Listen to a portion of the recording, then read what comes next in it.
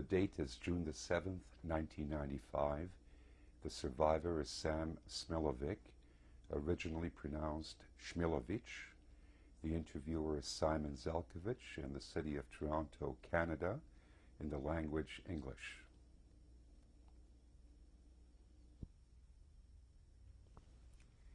Could you, for the record, please give us your full name, your country and city of birth, and your time of birth? My name is Sam Smiljovic, also known as Smiley. I was born in a little town, eastern Czechoslovakia, near the Carpathian Mountains, a city called Mukachevo. In Hungarian, they called it Munkac. Why do I say in Hungarian they call it Munkac? Is because it was a city which had a population of Hungarians, Jews, Ruthenians, Russians. It was a mixed city. So according to the Czech language, it was Mukachevo, and Hungarian it was Munkac. My name at home, they called me Shiku. There's a long story why. We were building some new housing in our place, and we had some Spanish bricklayers, and they called me Chico. Chico in Spanish is a little boy. That was one interpretation. Another interpretation, my Jewish name is Yeshua Falek.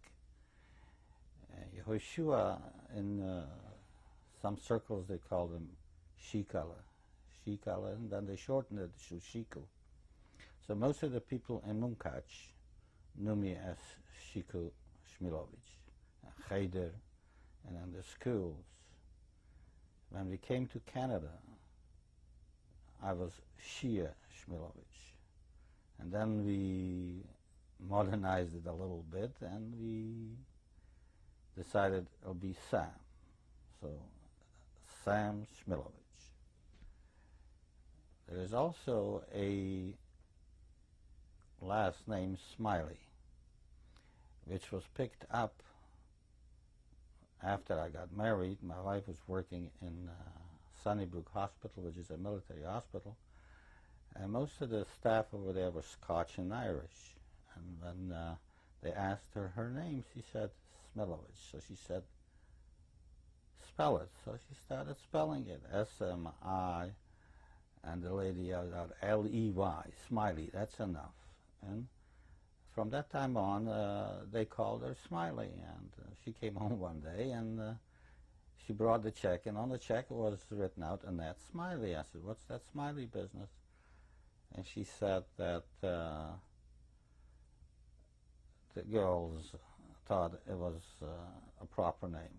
So Smiley was accepted by the children. My children, some of them go by Smiley, some of them go by both Smiljovic and Smiley. In the telephone book, I'm registered on both names, Smiljovic and Smiley, because some people know me as Smiley, some people know me as Smiljovic. I like the name Smiljovic because it gives me a feeling of I still belong to the Smiljovic family. And the Smiljovic family that I know from Munkac was a very, very respected family in the city. Before we get into that, and we do want to get into that, could you tell us the year and date of your birth? I was born 1928 on February the 8th. Okay, now back to Munkac and your family. I was born to my family. I was the 11th child. And out of how many children? We are 13. I was the 11th child. And to tell you how it feels to grow up in a family with 11 children is also a story on its own. But it's interesting to tell you the story because I'm thinking of it now as I brought my children up and I see my children bringing their children up. I think I missed something because there was no such upbringing in back home that I remember, because we had a business and we had a grocery store and we had a restaurant and we had fields, farming and all that. And my mother used to look after the business end of the thing when she didn't have children. And my father was busy with some other stuff, like the business end of it, arranging the field, plowing and removing the fruits and removing all that stuff. But mostly he was a very busy man with cities, helping the needy and helping the people that were looking for different help, financial help. He was the president of the brides, helping people they were not having enough money to make weddings. He was the one that collected money for them to make weddings. Dowries as well? And dowries and so forth. I remember Purim was the big thing because they used to gather up a group of his friends and they went from house to house, and it was called Chevre Hachnuses Kala. And they had all kinds of instruments with trumpets and everything, and they were collecting money for these people. I missed the word there. I think it's the Brotherhood of something brides. That was another part of the brides. There was a Hachnuses Kala. There was people that didn't have parents and they were orphans and so forth, and they had this organization which collected money for them, and they made their weddings and dowries and everything else. And this is also part of the Purim celebration, in which they went from house to house and they collected the money. It was one of way of fundraising. So that we have a better understanding of the town that you come from, can you give us, would you know the approximate population of it then? Munkac had a population, total population, about 30 to 35,000. How many The Jews? Jewish population was about 18 to 20,000. It was very interesting because Friday afternoon there was a siren when there was time for closing the business. So most of the businesses were closed. Even the non-Jewish people closed their business because everybody went to shul and they went to get ready for Shabbat. It was a very nice town and had a lot of Orthodox, ultra-Orthodox people. Was it near any major centers we would identify with or we would know? Carpathian Mountains were the closest thing, anything that we would know or know from geography or whatever. Cities close by was Bereksaz, Ungvar, and then the closest big town was Košice, Kashau, it was called. Most of the people were business people. There was a lot of people that did not have much income, and this was seen in the synagogues. There was a lot of poor beggars, poor people. But in general, it was a lively town with all kinds of organizations, the Mizrahi and the Polizian, and every organization had their own, and the youth movements, and it was a very, very organized Jewish town. We had two large synagogues. We had one which was called Große Shield, the big shul. It's Große Besmedrisch. And then there was a shul, which was a Nerlog shul. It was more modern. There was the people were wearing hard hats and very, very more modern, also Orthodox. It was Orthodox shul, but it was on a more modern style, which you could see in Budapest and the big cities, or in Prague, or in Vienna, Munich, and all those big towns. I personally started Cheder when I was 3 years old. And the story goes that I didn't want to go to Cheder. So the custom was, when a boy was 3 years old, they cut his hair off, and the next day you went to Cheder. So when my mother, Aliyah Shalom, took me to Cheder, I wasn't, I resisted very much. I didn't want to go. I cried or something like that. But I remember distinctly, we passed a building. They were building a new building, which was on the way to the Cheder. And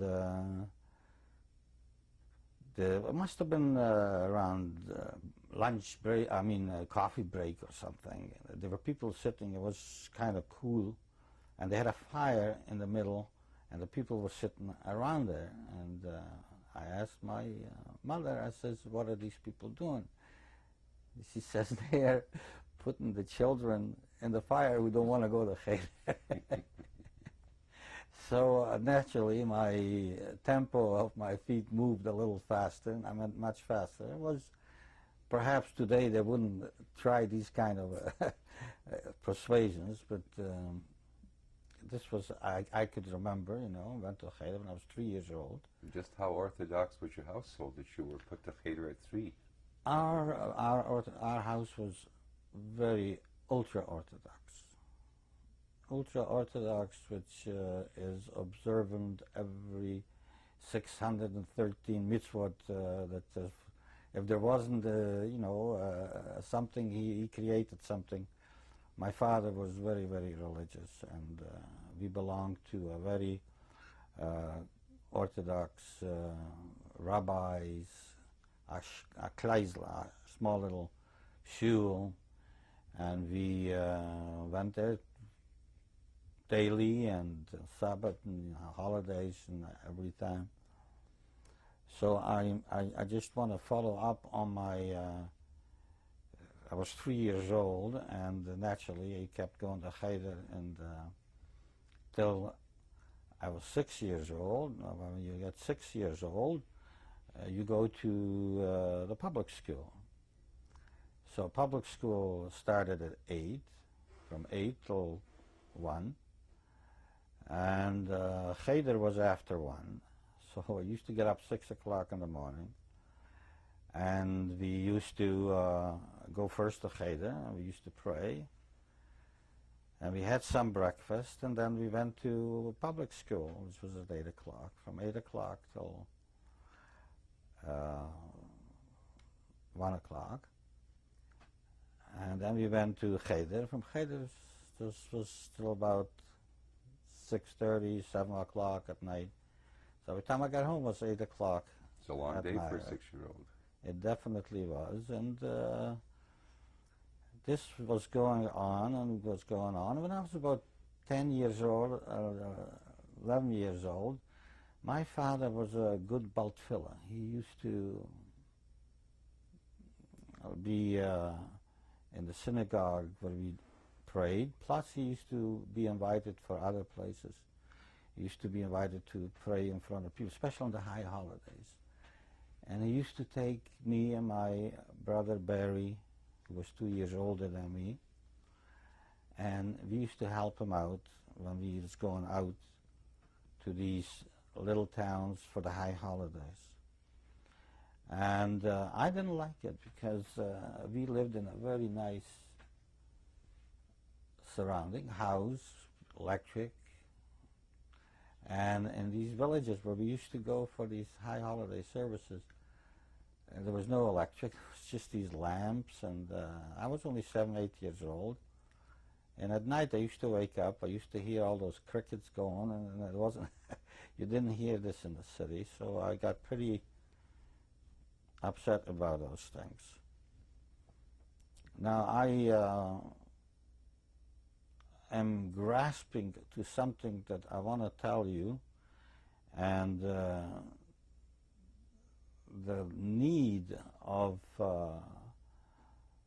financial situation in the year 1938, the Hungarians occupied our city of Munkacs. This was from the Chamberlain decision in Munich, that part of Czechoslovakia, the eastern part of Czechoslovakia, was given to Hungary. So in 1938, we became Hungarians. And then that's why up to date I speak Hungarian, because I went to 4 grades, Czech grades, so I speak well Czech. And I also went to 3 grades of Hungarian, so all total 7 years schooling. I had practically 50-50 Hungarian and Czech, so I know both languages. So in 1938, the whole situation changed in Munkacs. We, under the Czech regime, lived a very normal, democratic life. I, as a 10-year-old, couldn't tell much about democracy or whatever it was, but it wasn't felt that we were discriminated against because we were Jews. It was a very, very democratic society. The Czechs were very nice people. They were wonderful people. But as soon as the Hungarians came in, out of the woodwork, out of no place, all these kids that I used to go to school with, the non-Jewish kids, all of a sudden some sort of a hatred came out. Suddenly. Suddenly, it turned, like overnight, it just turned overnight. So the same boys that went to with us, or I played soccer with them, or whatever it was, and it became, right away, we started here, we heard that the military downtown arrested a bunch of Jews, and they cut their beards off, and they beat them, and they started discriminating against the Jewish people. And this is happening in 1938. That's in 1938. Now, about after we find out this difference between the normal life that we had under the Czech regime, and now we find out under Hungarians, restrictive laws are coming out against the Jews. First, Jews could not own any liquor licenses and tobacco. So anything that was in that category was taken away from Jews. And a lot of Jews in, well, we called it Karpatny Rus, that section of Czechoslovakia, which was called Karpatny Rus, and all the villages. Who was the guy who was selling the liquor and the tobacco? Was a Jewish man.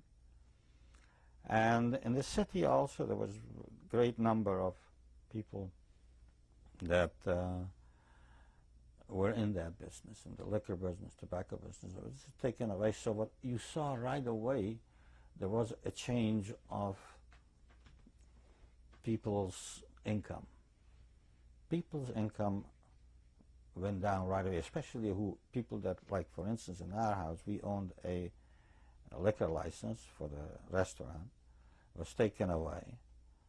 So it curtailed our income to an extent where you have 11 children at home. So going back to the 11 children, I forgot to mention to you that at this time, I had two sisters already married that were living, one in Prague, in Czechoslovakia, and the other one not far from Prague, was Doxy. So that made up the total of 13. That made up 13. So there's still 11 at home. Out of the 11, one of my sisters was a very famous, she became a very famous designer of clothes, women's clothes. Her name? Shari Scheindl. She's still alive. She's in Israel now. She is 75 years old, I believe, 76, something like that. If I spend a little more time, I'll tell you exactly. But okay. She's in her 70s. But she started to work on her own, and this kind of helped the family by her working. She helped the family out. I became a singer in a choir, and I got also paid, not much, but whatever I got, brought home. Yeah, and how old are you now? Still I'm 10 years old. I'm 11 years old, 12 years old, and we are doing a little better, but under the circumstances that we lived before, the lifestyle has changed tremendously. We feel it. My brother, who is now in the army, and he used to help out in the restaurant and in the grocery store.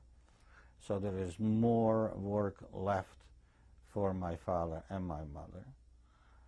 My sisters are growing up, and everybody is doing their own thing.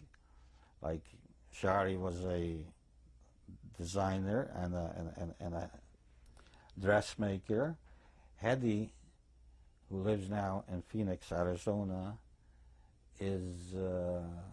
became a wig maker. She's a wig maker. Friday, she's also in Israel now, and she became a hat maker. So the children were out, and everything was left for my father to look after the parnosa, the income and stuff. It wasn't an easy thing to do. As these laws were coming out, all kinds of licenses were canceled out for the Jewish people. So life is getting harder and harder and harder. I wanted to go in. I might be maybe jumping too far from one period to the other period, but the most important thing that affected me was when we moved from one district that were very well known in the city as a nice district, and after they took away all these businesses and licenses, my father couldn't afford to pay the mortgages and some other expenses, and the property itself was worth money. Therefore, it accumulated in taxes and all these different costs that were occurred during the period of that time. So he had to sell that property, and we moved into a Jewish district, which was called actually the Jewish Street. That was the name of it? That was the name of it, yeah. The Yiddish Gast. Yeah, and would this be 1939? No, this is already 41. 41. 41. And from there, that house, the new house, it was a different situation because we had different people living with us in the same it's a yard, like in Europe there was yards. In the yard you had a house, another house, and another house. So you had different people living with you in the same yard. Where we lived before, we had a place of our own, and it was a secluded place. It was a nice, beautiful area where the streets had those beautiful little flowers, in the springtime. It was a real pleasure to watch. Coming back to when I was singing in this big synagogue, I had experienced for the first time, I felt that I'm doing something and I'm helping my family to exist. And the choir was very good, and I was able to arrange some friends of mine who were also in need of income to be able to come to this choir, and naturally that became some sort of help to their families also.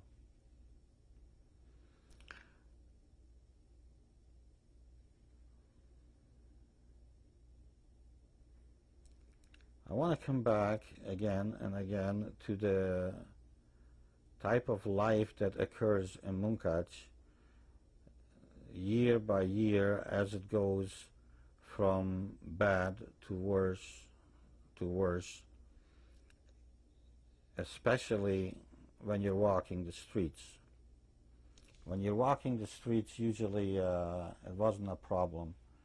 Now with moving away from this area to a new house, it became a problem because we had to go through a district where there was a lot of kids that were throwing stones, and life became more miserable as it was going along.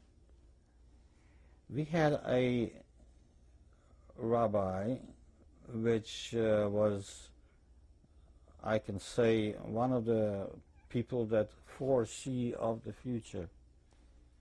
And he was, there's a Tshoiva Rebbe there, and his name was Chaim Yosef Eichenstein. He kept saying that things are not good. At the time when we heard already, this was in 1941, there was a law came out which all people that were born in Poland or didn't have Hungarian citizenship had to come to a certain place, and then they just gathered them up and they took them away to Ukraine. One of my aunties who lived in Terneve, it was about 40, 50 kilometers from Munkac, she had about 6 or 7 children, also taken away. And they were taken away to Kamenets-Podolsk. Kamenets-Podolsk was a city on the border of Ukraine and the Carpathian Mountains there. And we were very, very much surprised that they were taken away, because we didn't know why they taken away these families. But they took families from all over, wherever they could, if they were not quite had their citizenship. Did they always ship them into the Ukraine? They always shipped them into that particular area, to the Ukraine, and from there was no way back. Okay. May I stop you at this point, and we'll continue in a moment. Thank you.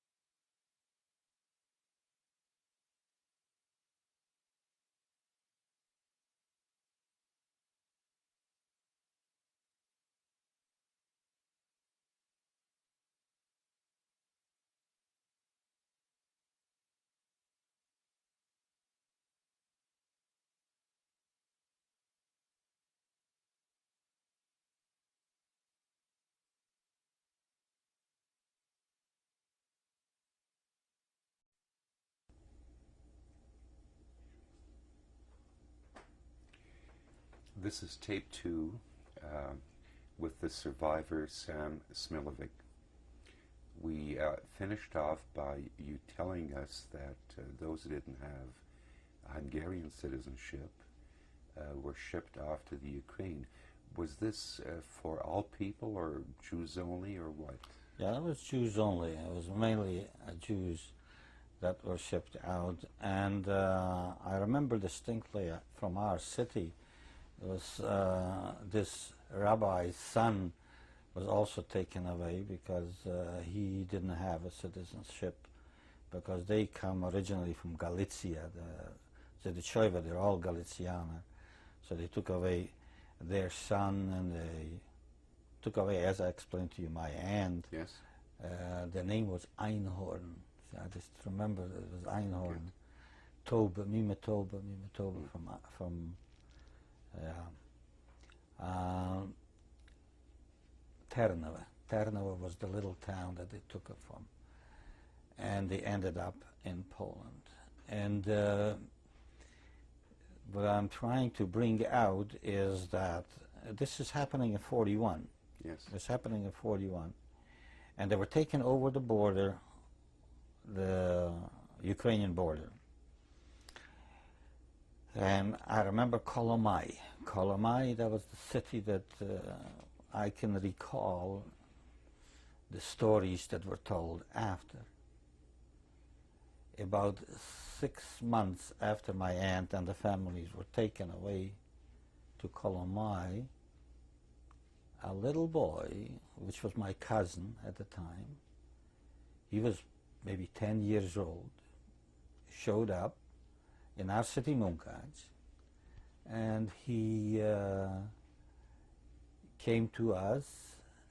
He was just a little bit younger than I was, because I was only in 41, I was 13. He was 11 or 10 or 11 or something like that. And he started telling us these stories that to a normal person at that time who lived in our city thought this kid has gone wacky, because it was just unbelievable, the stories he was telling. He says they were under a bridge and they were hiding from the Ukrainian police. They were in black uniform. He called them the Ukrainians in the black uniforms. His father was pulled out from under the bridge and was shot in front of the children, point blank. And the mother and the children were running because they were afraid they'll shoot them too. How many children were there? About 5, 6 children. You know, I mean, they started maybe at 3, 4 years old up to 12 or something like that. So when he told us that story, that there was a river, I don't remember the river was so red from the blood that these people were just lining him up in front of the river and just shooting him point blank. The people who were listening, I as a young boy, to me it was a story. And was this happening in 41 or before? This was happening in 41. This was happening in 41.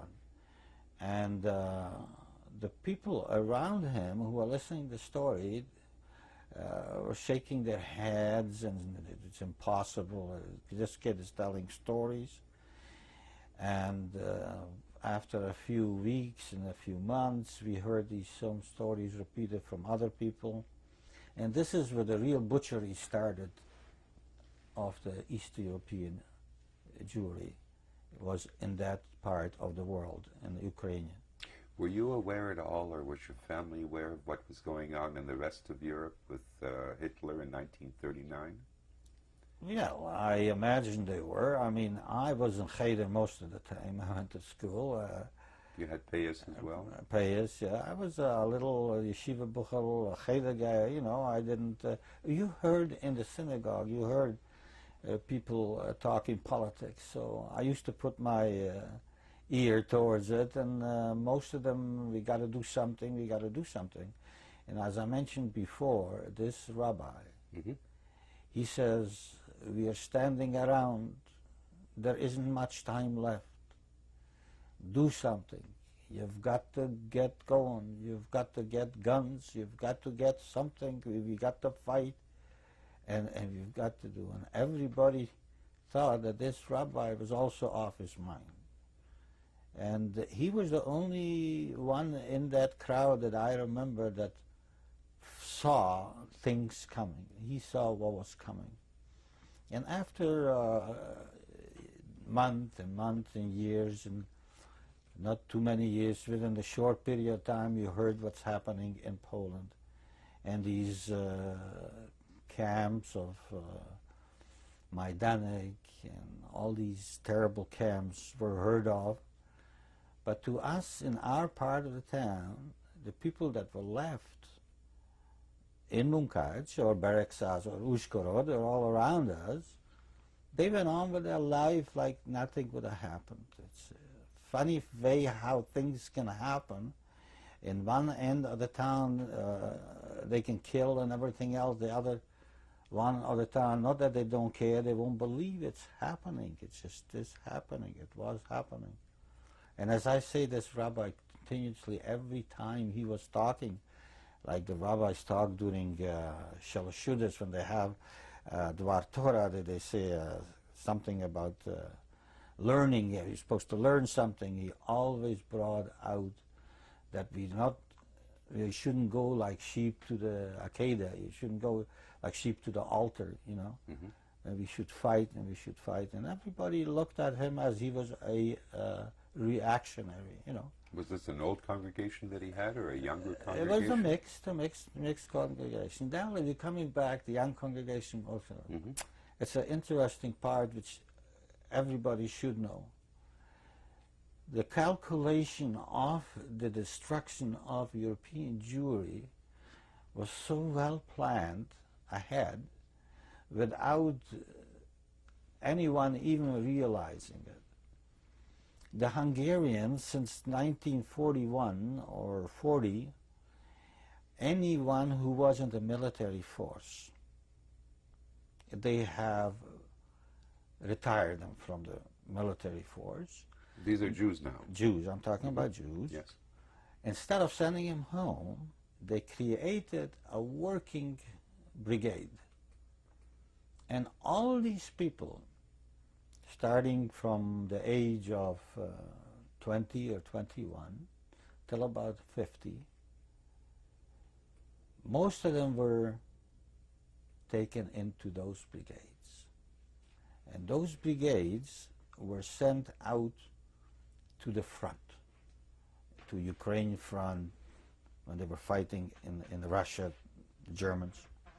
And as you know, Hungary hooked up in 41 with the Germans. So they were helping them, and these Jewish soldiers turned into a working brigade, were digging the trenches in front of the front lines. They were in the front lines. They were taken to the front lines. My brother... Excuse me, were they allowed to carry any armaments? No armament at all. They were disarmed. All they had is a shovel or a pick. And they were strictly labor group. They were strictly in a labor commando or group. My brother, who is blessed, is 80 years old now, he lives in Phoenix, Arizona. He was also retired from the Hungarian military and put it into these working camps. So in 1941, he was taken into this working group and sent out to the Ukrainians. I think we had 1 or 2 postcards from him, from the Ukraine, and then things stopped. In this particular time of 41, 42, things got so bad in Poland that now Polish Jews who are able are running to our city, to Munkac. Munkac, as I said, it was very close bordered on the Polish border and the Ukrainian border, Romanian border. It was a very, very close city to all these countries. And as I said, when we moved from that location, we lived earlier to this other location, we acquired a restaurant across the road from the synagogue. They were on the main street. So one was on one side of the street, which was a big synagogue, the Orthodox, the ultra-Orthodox, and the other one was on the left side of the street, just before the bridge of we had a big river there, it was called the Latorca. Just before you got to the bridge, and Resvigev was on the other side, Orosveg they called it in Hungarian, they called it Orosveg, was on the other side of the bridge, but on this side of the bridge, about a block or 2 blocks away, was the big synagogue and the shul, or you called it the shul, the modern shul, the modern Orthodox shul. Right next to the modern shul was a gate, and next to the gate was our restaurant. So we were very close to the synagogue and the shul. So the Jews were running, trying to find some place to hide.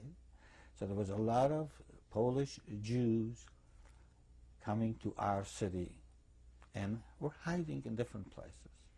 But the first thing when they came, they ended up in the big synagogue. So naturally, if you were in the big synagogue, and Smilowicz restaurant is across the road, so let's get Smilowicz to deliver something to eat for these people. So either we delivered some food to the people, or they came through the back yard. They could go into the gate of the shul and come in through the back. They could come into our restaurant, and they were fed in our restaurant. Believe it or not, there was a Jewish boy, and he was about 16 or 18 years old, and the Hungarians were very upset about that because they knew that people were hiding, and this was illegal. It was illegal to keep him, it was illegal to feed him, and there was laws all over the newspapers and radios, you know, anybody caught doing that will suffer the consequences. Do you know what the consequences were? There was jail sentences. At that time there was beatings and jail sentences and so forth. There was no threat of killing. If you no, we're not in that class yet. We are just in a threat whereby you're going to be arrested, and you'll pay for your sins. And this is 42 now? This is 41, 42. Yeah. It's around in that area. We had in our, as I said, there was a boy, 18 years old, Gutman. I just remembered his name. It just came to me. And he was, I believe he was an orphan. He was something, and he was always in front of the synagogue, of the big synagogue, Großen Besmedrisch.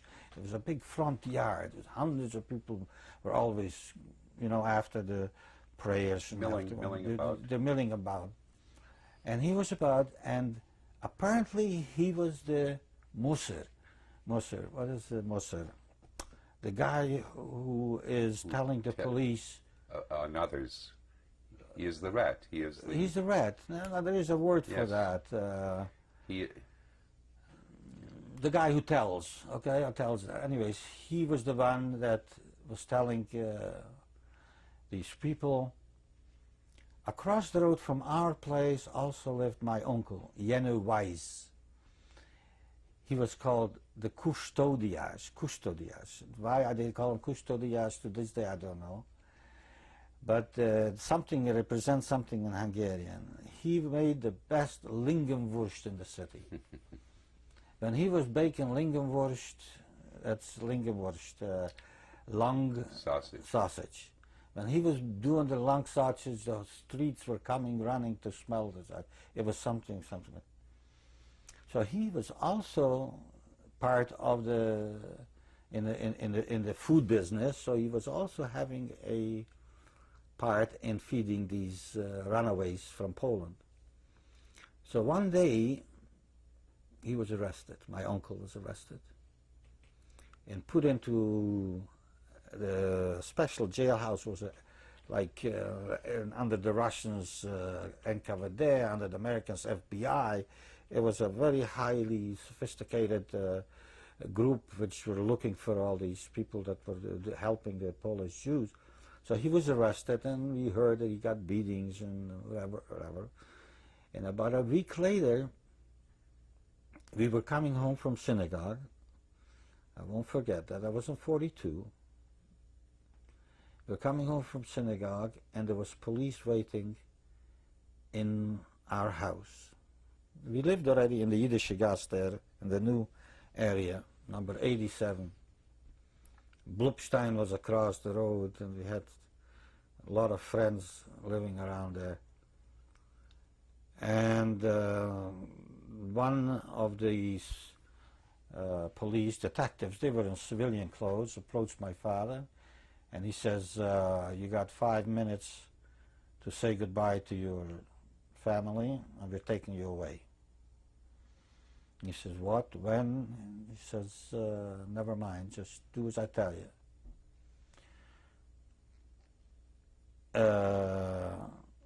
You know what happens right away. The kids started crying, and my mother was fainting, and my sisters were screaming. And because we heard, you know, that when they take you away, this is not a good sign. Anyways, they arrested my father, and they took him to the Koshte corner, something. I can't remember the name. It was a bad place. You could hear screams from there. They were beating people, and they were trying to interrogate them, and they used all kinds of these dirty tricks, pulling nails and stuff like that, to interrogate them. In the meantime, this Gutman guy, somebody threw acid in his face in the big shul, you know, one day. Was he also from Poland, or was he from? No, he was from Munkac. This Gutman guy was from our city. He was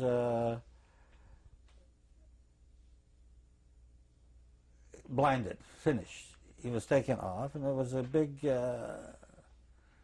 talk in the city that this is going to save a lot of lives, because this guy was just handing over names and names and names for the police, and they were arresting all these people. My father was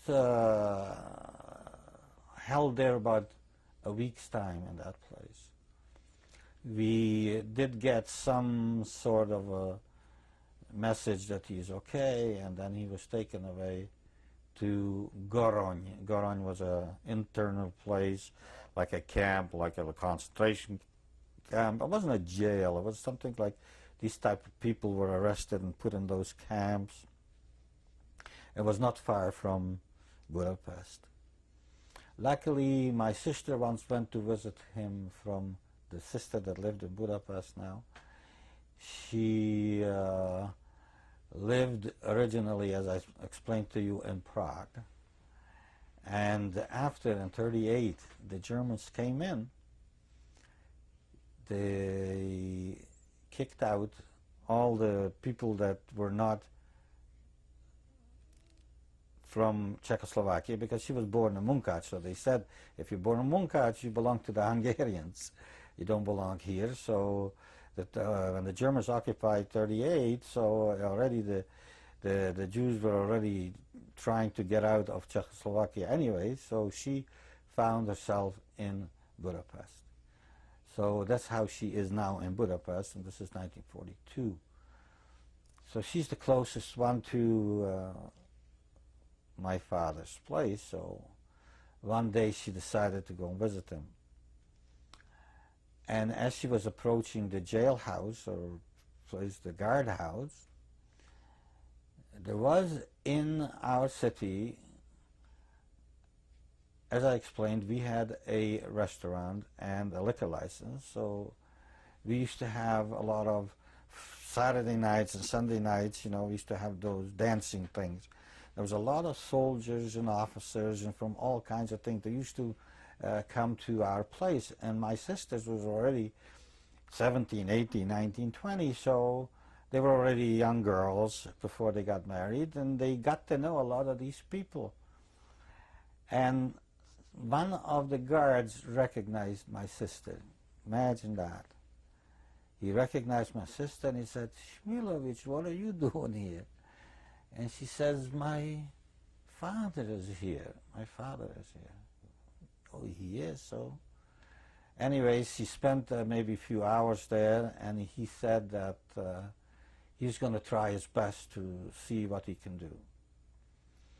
And in those days was also if you knew somebody and for money and whatever it was, and within 6 weeks my father came back home. So the end of 42, he arrived back home, a different person altogether. Not that I can remember going back to my family, 11 children. I want to tell you that it was difficult to know your father. It was difficult to know your mother because they didn't have time for you. I cannot remember the time that I was sitting with my father or walking with my father or for a prolonged time, I would say. I mean, I can remember walking with him, but there's no such thing. There's no such thing. So the feeling was a little different than a feeling that you can see today of my children and myself. I mean, we spent most of the times together, you know, when we were home, you know. So when you have 11 children or 13 children, it's kind of difficult. So kind of you're far away.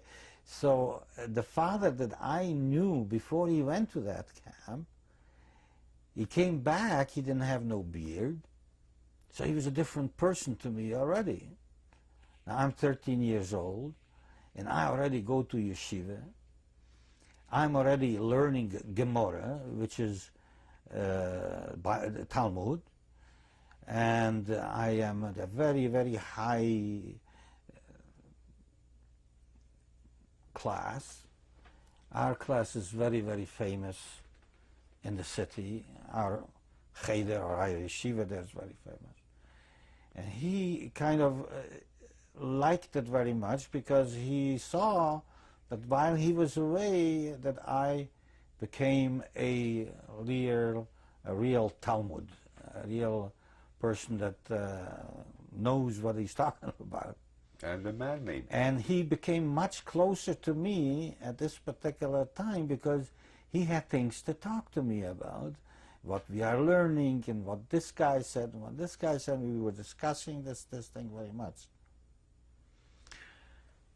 Things got worse and worse, and we are always wondering what happened to my brother. We don't hear nothing from these people that were taken away into these working camps, as I'm saying. We get letters from my sisters who live in Hungary, and here things are getting even rougher for the Jewish people. We hear that Poland is practically Judenrein. This was early 43. We're coming to 43. That means free of Jews. There's no more Jews left.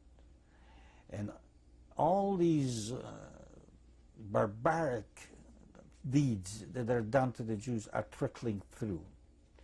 But it's trickling through in such small amounts. I mean by small amounts, it came from this guy, it came from that guy. I mean, it's not like now you watch CNN or BBC, you hear all these things. It was just trickling in. And we never believed that this is a true thing that is happening. But it was happening. We know now it was happening.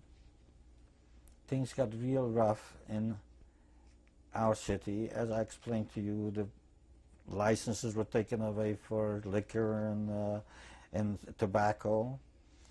And later on, more restrictions came upon the Jewish people, and more stores had to close up.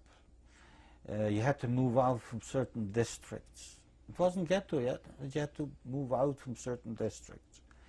The big stores that were big, the big stores that were big, like there was a Kestenbaum who had a big, they were selling porcelain and all these things.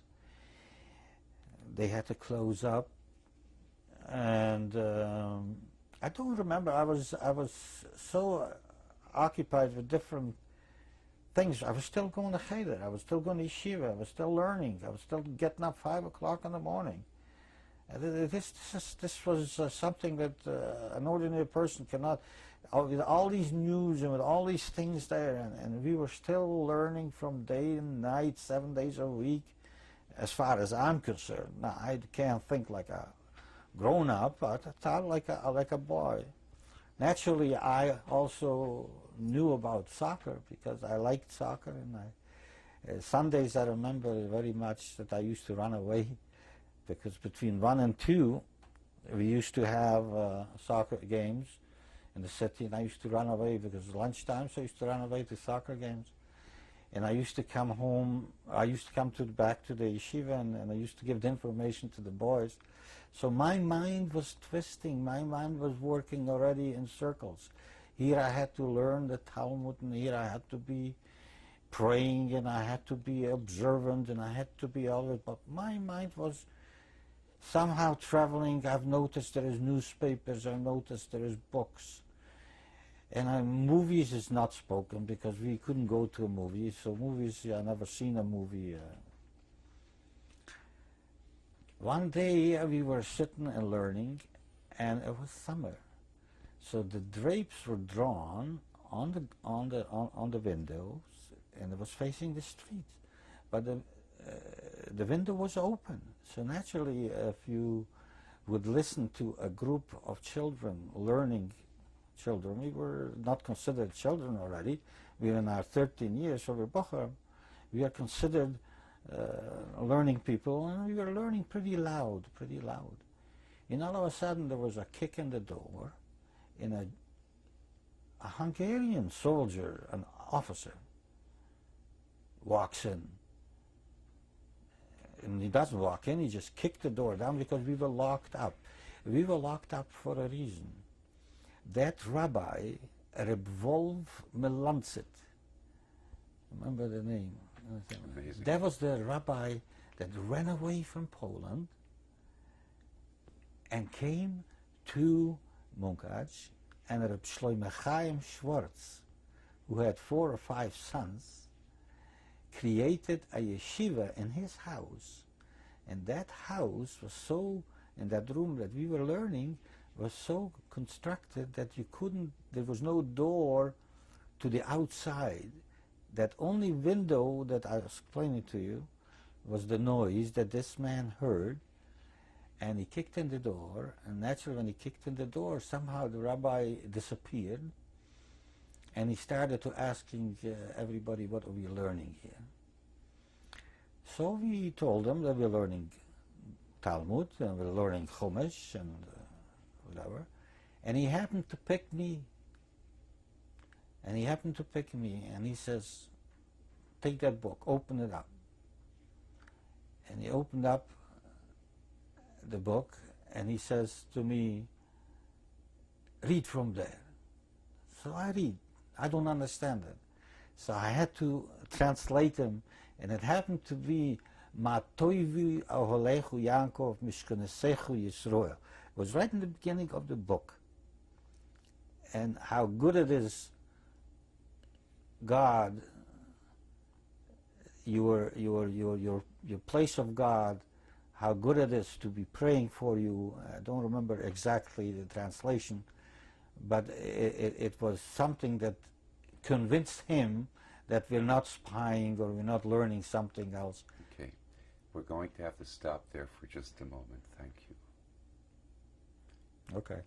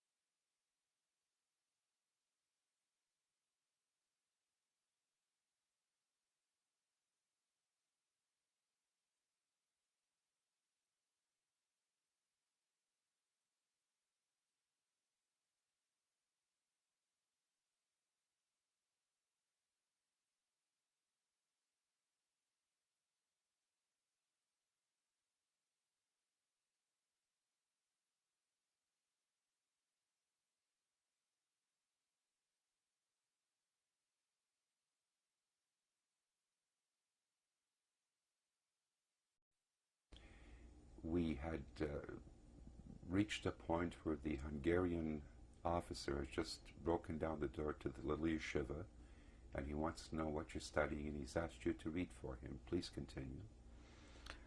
Yeah, as I explained earlier, he was very, very upset, and I read to him which is the beginning of the book of the Tefillah in the morning, and I translated them as best as I could, and he was quite, you sure you're not doing something special here? And I says, no, we're doing nothing special here. He says, so why the door is locked? I says, because we don't like people to come in as they want to come in. We just want to...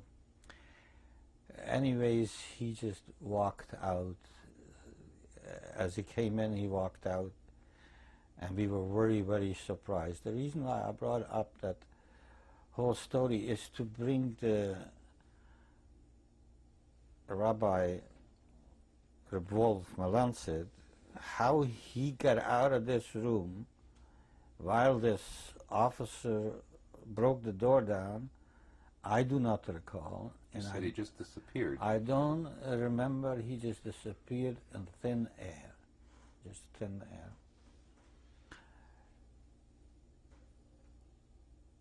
My father is now very confused because he becomes also one of these people that believes in resistance that we have to do, and he starts talking to some neighbors, I remember, about creating some sort of a resistance.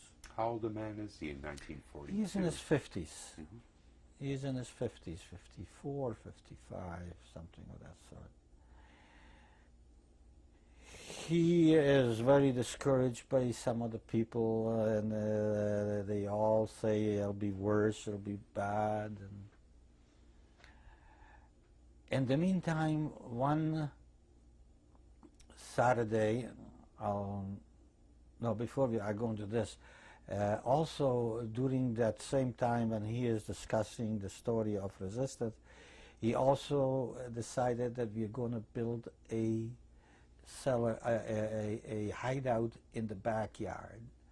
So we spent a lot of time in the backyard, and we dug up pretty deep, about 4 feet or 5 feet by 18 feet a area in the backyard under a tree, and it was hidden, the entrance, with some bushes, and we put some coverings on top of it, and we camouflaged this with trees and with branches and all kinds. It was well camouflaged, and we did put in there some water containers, and we put in sardines and stuff that is maybe for a couple of weeks' food in there. And how many kids are still home at this time? They're still home at this time. It is about six of us, because the older ones who had their dressmaking shops, they had their own shops, and they moved on, and they got married already. As a matter of fact, Golden, my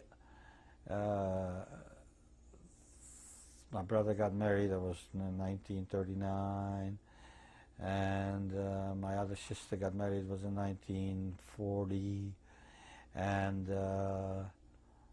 that's Golde, and Scheindl was married in 41, something like this. So there is only left Rivchu, Friday, Barry, me, and Ethu. There's only 5 of us left at home. So and we are living in this new area over there. And as I explained, people on the street, people on the same street, are also starting to digging. They saw us digging, so everybody's starting to do something. And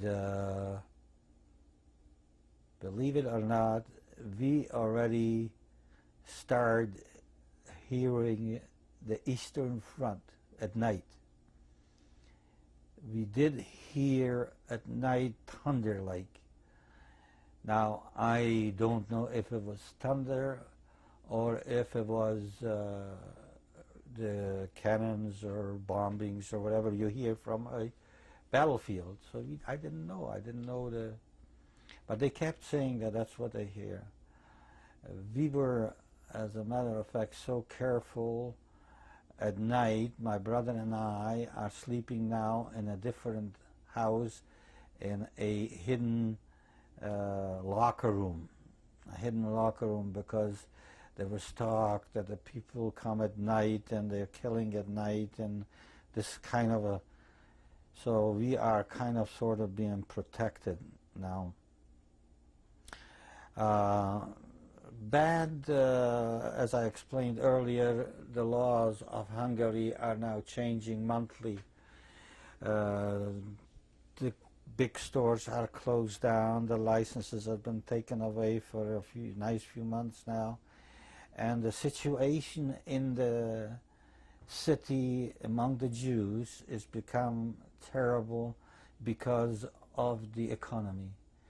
There was no money rolling around, there was no business, and there was kitchens being opened, and the lineups were getting bigger and bigger every day. From where we got food, we never went to the lineups. I cannot remember, I do not think. But I know the people who lived in our yard that before were business people or they were working for others are now going to the lineup for food in these places. Things got tough and tough. And the news from Eastern Europe, from Poland, is coming even more frequent now. Is this still 42 or are we into 43? 43? We are into 43 already. Now, the news of Eastern Jewry, as I said before, is already well into our minds. Now, when I say into our minds, I'm 13 years old. I'm 40, getting to be 14. To me, it's like something happening. I cannot tell you exactly how the grown-ups were thinking. But to me, it was a different picture every day. I saw something which I didn't see before. Jewish leaders who were very, very observant Jewish leaders are now trying to move to different locations. People from our city, some of them, the rich ones, are moving to Budapest. And in general, in the synagogue, when you come to it's so poor, it's so terrible, that to me, as a 14-year-old, this was my biggest disappointment from life, was that I saw that others were suffering more than I was suffering, because in our household, although the luxury is gone for over a year now, and we are suffering with putting things together, but we still manage somehow to get things together, and we're still eating daily. And hunger is not a matter of a daily occurrence in our house.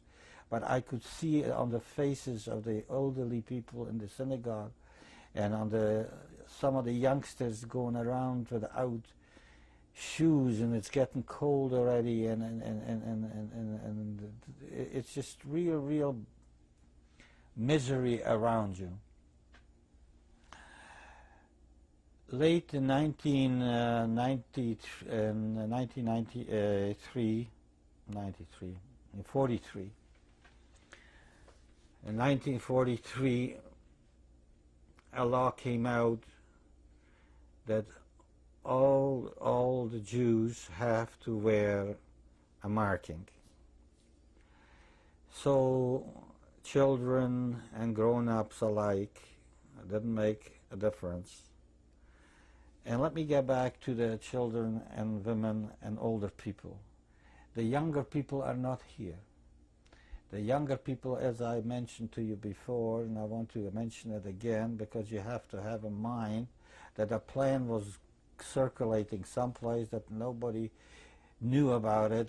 You began this with the when you heard through others that Poland became Judenfrei, that there was a diabolical plot, and then the plot went deeper than that. It went deeper than that because they wanted to take the resisting force away from the Jewish people. So most of the people that were over 20 years till about 50 years were taken away from their homes. So what's left now is older people and children. And they were put into work battalions, of course. Those people were put into work battalions, yeah. So the older people and the women and the children are left behind. And now the law came out with the star, not the star, it was a yellow patch. A marker. A marker.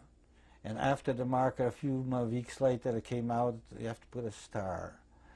And we felt, again, I as a 14-year-old or 13-year-old, I felt that things are happening in great speed and something awful is going to happen. Time marches on, and all of a sudden we are from a city of close to 20,000 Jews. They designated about 2 or 3 streets, but they were big streets. And luckily, our street was designated as the ghetto street. So people from our city started moving into the yards. We had some non-Jews people that live in our yard. They had to move out. This is 44 now, or still 43, late 43, and beginning of 44, just beginning of 44. Mm-hmm. And these people are now being moved into these ghetto streets. The ghetto streets are getting so crowded, and the hunger now is reaching into our yard and into our house too. We don't eat 3 times a day, we only eat twice a day. From the population of 18,000 Jews originally, how many would be left now? Oh, I'd see maybe 1,000, 1,500. Mm-hmm. Please continue. I never saw the record of it, but from people that I encountered in my last 50 years since the liberation, is that there isn't that many left. So I would say they're in the anywhere maximum 2,000 people left over from the. As far as children are concerned, they're all gone. I was one of the youngest age group, which was 15 at the time of our entering into Auschwitz, which I'll later come to it, was left alive. The rest of them all went straight into the crematorium. There was no younger people than me left. Yeah. And most of the people, as I said, between 20 and 50 went to the working camp, and then from the working camp, maybe 25–30% returned, and from the rest of them, you know, mm-hmm. We're back in the ghetto now. We're back in the ghetto now.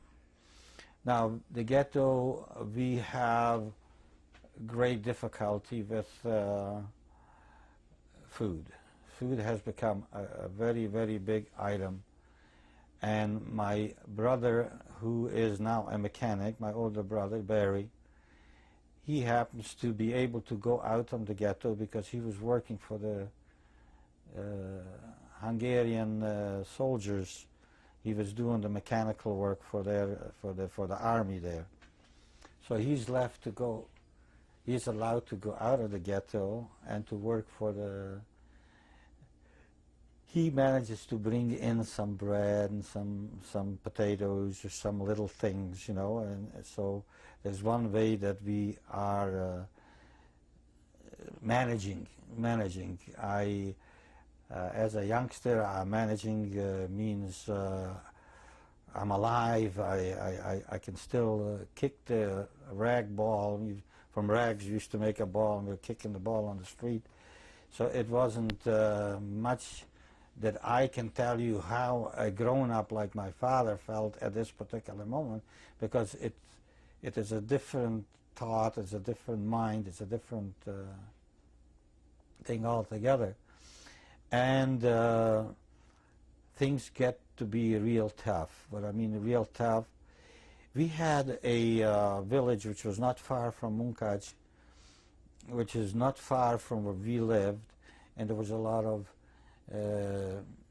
Schwaben. Schwab means they're from German background, and they volunteered to go to war, you know, into the war. So they ended up in Germany, and they come home for furlough.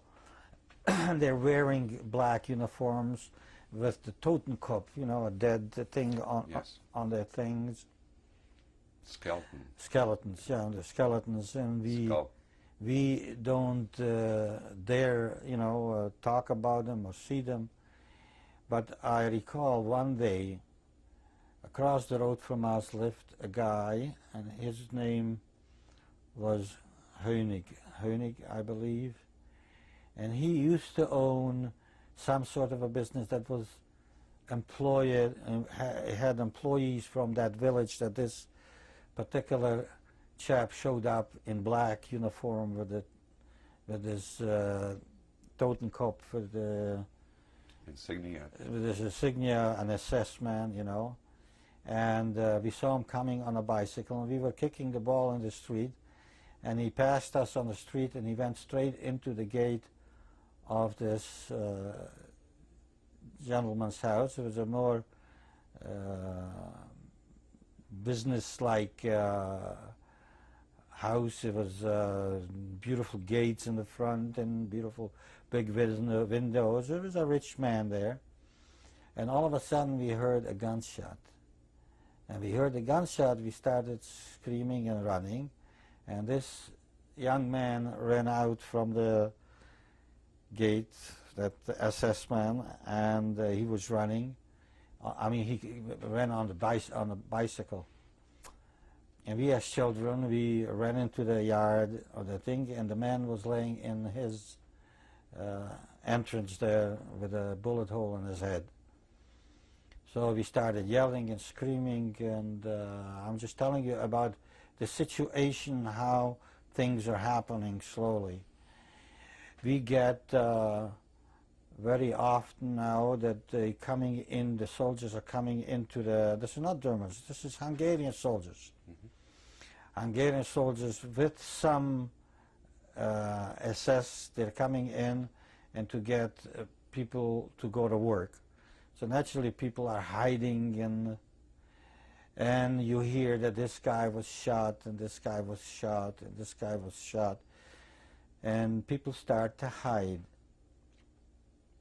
One Saturday I'll never forget, it was in the afternoon, around 2 o'clock. We were back already from the synagogue, and we hear shooting in the streets, and somebody came and notified us that they're gathering the men up for work.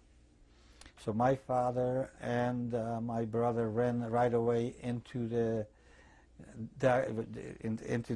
garden, backyard, where we dug that hiding place. I didn't have a chance already. I was stuck in the house, and I thought about the last thing, that I am going to go up on the attic. Now here is a little story. When my brother went to the army, when they discharged them from the Hungarian soldiers into the working force, he had about 2 weeks' time to come home. He had a furlough for 2 weeks. He came home and he brought a gun with him, a handgun. And he took me aside and my brother, and he gave it to us, and he says, "You hide it. And when the minute comes," he says, "here is how you use it." And he showed us the bullets were in the casing. He took the casing out. This is how you load it. You unlatch the safety latch. And we didn't shoot. He just showed us what to do. And I'll never forget, that was still the house, in the old house where we lived in the good area. And now when we moved to the bad, area, we moved into a more, how to say it, a poorer area. Nobody knew about the gun, just me and my brother. And I took that gun and hid it, and I brought it to this new place. And one day, I took it up to the attic, and I hid it between the rafters. And I put some clothes around it or whatever, I don't remember exactly. So when I was on the rafters that Saturday afternoon, and the screaming and thing was going on the outside, and there was a little air hole in the attic, and I managed to lift myself up on the air hole, and I saw that there is soldiers, dragging people on the street, and they were going from house to house looking for people. And I said to myself, I says, "This is the moment." And I took the gun out from the rafters, and I loaded it, and I was standing in front of the trapdoor to the attic with my hands in front of me with the gun, and I says, "Anyone opening that attic will get it." I just made up my mind. I hear banging on the door, and I hear screaming, in Hungarian, "Where's the old man? Where's the man? Where's the boys?" And my mother says they're still in the synagogue, they're praying and stuff like that. And as I say, I was standing there, and luckily for me, luckily for the man, he never came close to the attic. And I took the gun and I wrapped it up again and I put it between the rafters. And this was another thing that is happening now in the city of Munkacs during the period prior to taking us away to Auschwitz. The ghetto is now in full swing. People are chasing into the ghettos. And we hear that the people from the surrounding area of Munkacs are being brought out into the city. Everything is being emptied out from all the villages from around the city and brought into Munkacs.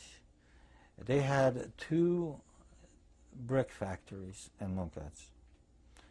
So the brick factories was the ideal thing for them to set up.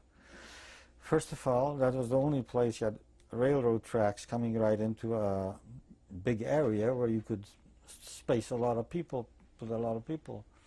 So these people from outskirts of Munkacs, from all the villages, were brought in and placed into those brick factories.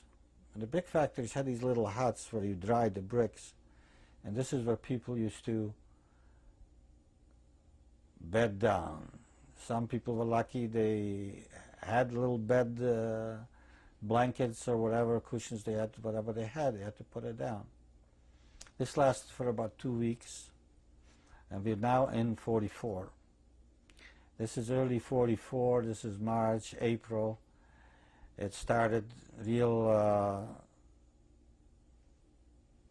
you can hear every day they brought 100 in, about 200 in, 300 in, and this is messages that you get from people that are able to go out from the ghetto, like my brother, who is working now with mechanics, and there's more mechanics going out, and they bring in all these news. There's steady flow of people coming in. One morning we get up, this is in 1944 in May, and our neighbors knocking on the window, and they say, that the whole ghetto is surrounded. The whole ghetto is surrounded. So I ran into the backyard because, as I said, our street was designated for the ghetto. I ran in the backyard and I see there is all kinds of soldiers with machine guns and dogs and handguns and all kinds of. We were surrounded, completely surrounded. These are still all Hungarian soldiers? There's Hungarian soldiers, but now we already see gendarmes. The Hungarian gendarmes, they used to have feathers in their hats. And we never used to see gendarmes around the city because the gendarmes were like here the people, the Mounted Police, yes, that are in charge of the province. So these people were in charge also of the villages. So we never saw in the city. Now we saw those gendarmes and mostly Hungarians. We didn't see no SS at all. And this is early in the morning. This is 5 or 6 o'clock in the morning. And this is May, early May or late April 1944. All of a sudden we hear guns go off and screaming and vehicles with trucks coming, and we go to the front of our gate and we see that these are already German SS on trucks, and they're jumping off the trucks with guns, what do you call it? Machine guns. Machine guns. It's not machine guns, it's like Uzis, but multiple bullets on the front. They had a straight thing, I don't remember, they could maybe load 40 or 50 loads into a gun. So they're jumping off and everybody is chased onto the streets. We are given maybe 5 minutes to be able to load, to get some stuff on your shoulders, no suitcases, just what you can carry in your hands, and get on the streets. So naturally the screaming and the crying and what am I going to do and what am I going to do, everybody's looking for something else. And now I see an assessment banging our door and breaks the door down and comes in and physically throws my mother and father out from the house. And with the back of this gun he hits my sister in the back of the neck. She had a bottle of oil in the back of her rucksack, you know, and that broke and that ran down, and she started screaming, complaining about she broke a bottle of oil. And we all followed her out, and we're coming in the street, and this is the most violent scene that I have seen in my lifetime, and the things that we heard, what was happening in Poland is happening right in front of my eyes. Kids are being thrown onto trucks, babies, and mothers are screaming. And this rabbi that I explained to you, who during the ghetto moved from the place that he lived, and he lived across the road from us. And we used to pray in that house that he lived every morning and night, day, because he couldn't go out of the ghetto anyways. And that man, I can never forget his words. He says, we are like sheep going to the slaughter. We've got to do something, we've got to resist. And this is in the ghetto, how we're doing. And here I come out from our gate, which is across the road, and he is lying on our sidewalk with his head split open and blood running all over him. Let me stop there for just a moment, and then we'll continue.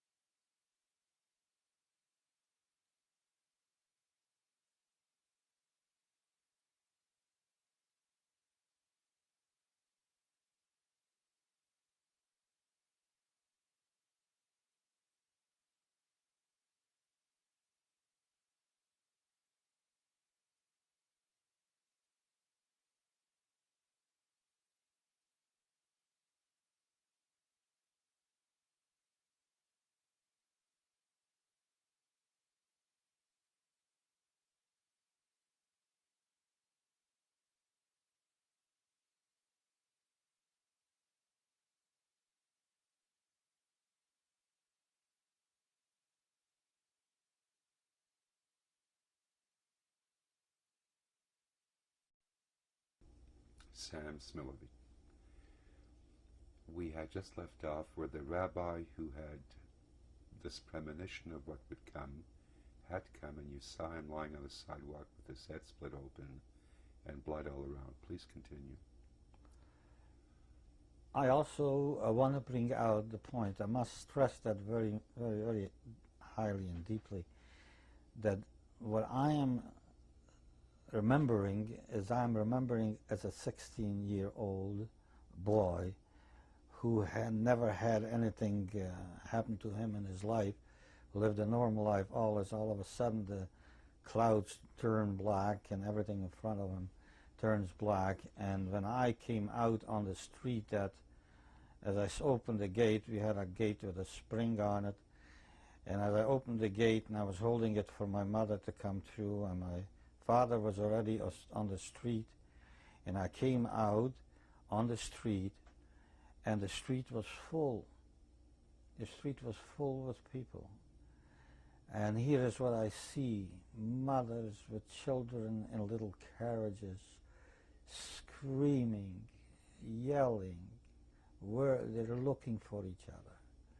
And as I said, the rabbi was laying on the sidewalk with an open head.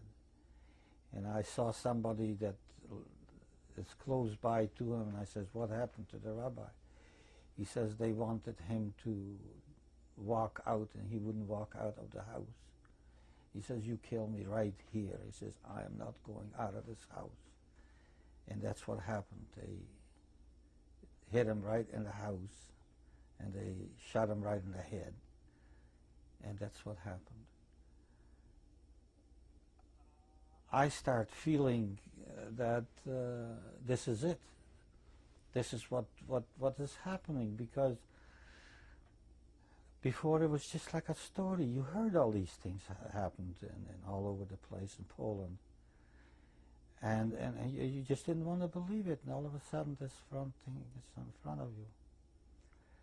My sister, who was the hairdresser, she, as the saying goes, everybody, a doctor takes his things with him, a tradesman takes all his tools with him, and she had a scissor in her hands. And she called me over and she cut my payas off. And she cut my father's beard off. And this is while I was standing in front getting ready to march off. And while she's cutting my father's beard off, his tears are coming through his eyes, because he was a very holy man. This is the second time his beard is cut off.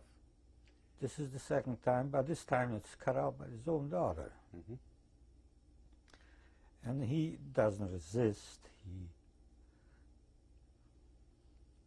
I just wonder, wonder what is going to happen, because things were very dark. All of a sudden, we hear the SS screaming, "Weitermachen, losgehen," that means let's start walking. And we start marching off towards that factory that I mentioned before, the brick factory.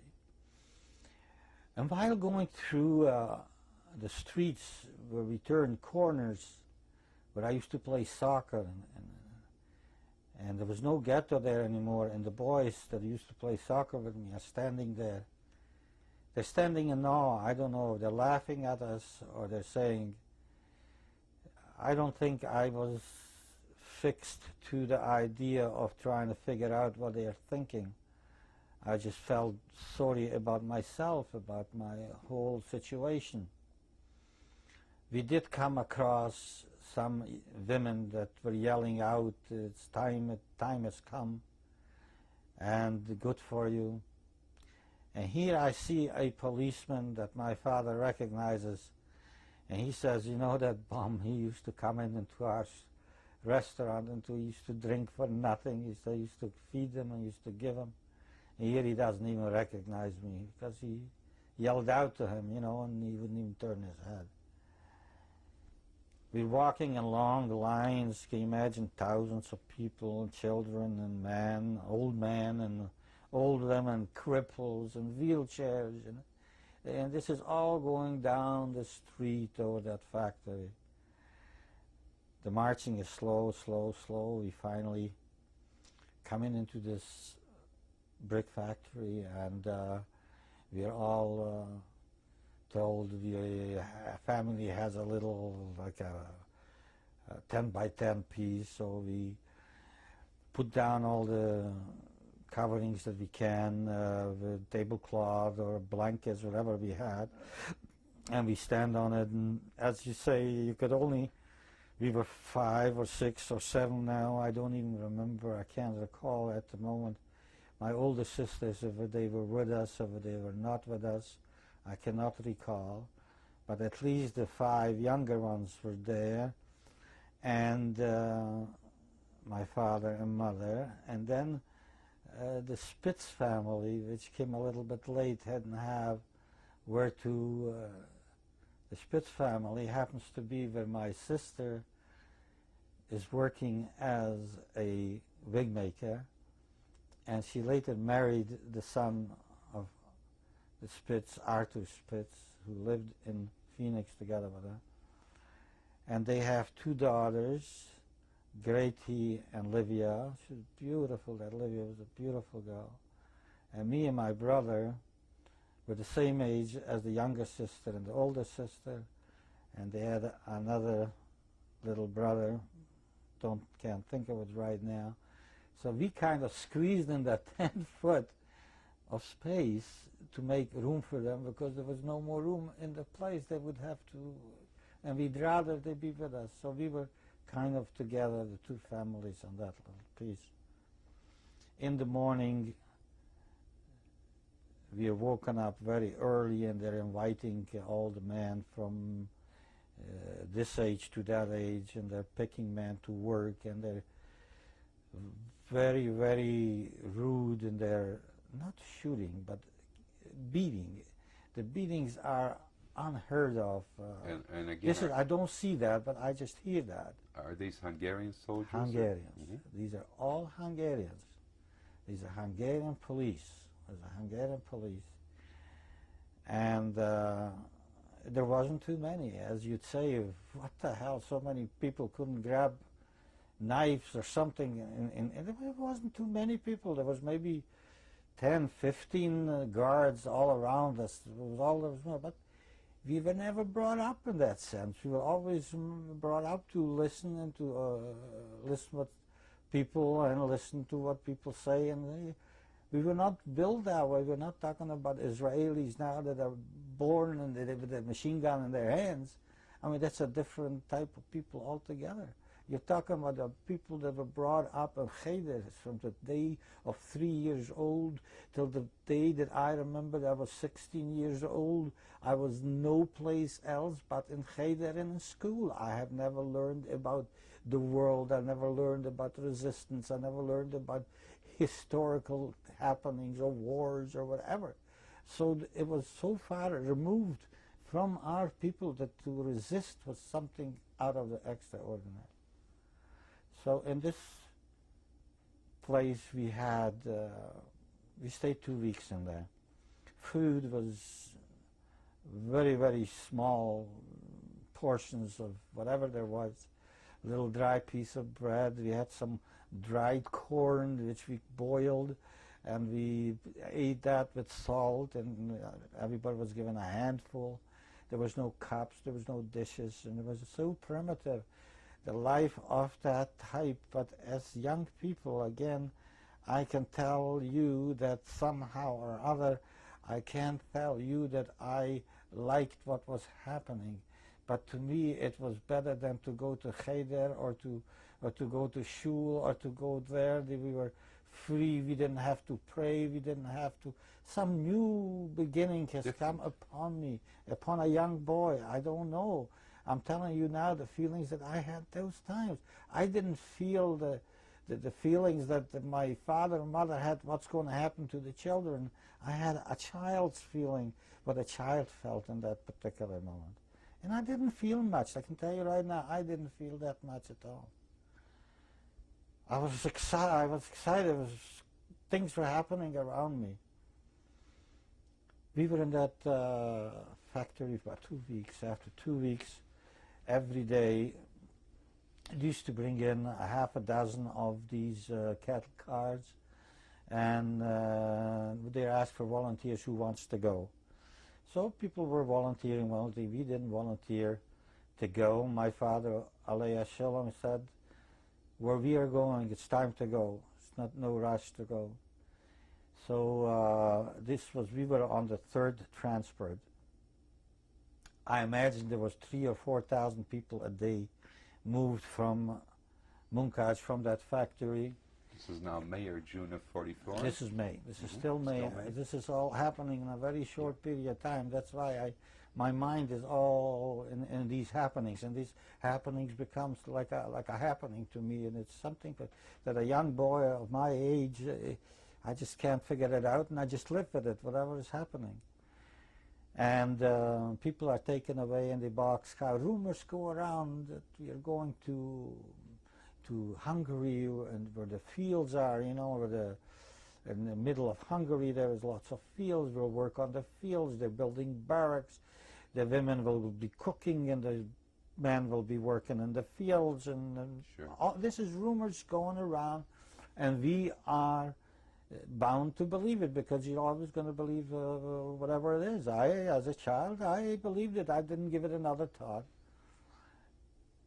After the third transport, I think we were on the third, we went to the train, and we were loaded up on the train, and the loading up wasn't such a pleasant thing, because, as you know, a cattle car has steps, is higher, about 3-4 feet up from the tracks, and then they put some sort of a steps, and the steps broke, and people were falling down, and anyways, they pushed 300 or 400 people into each car.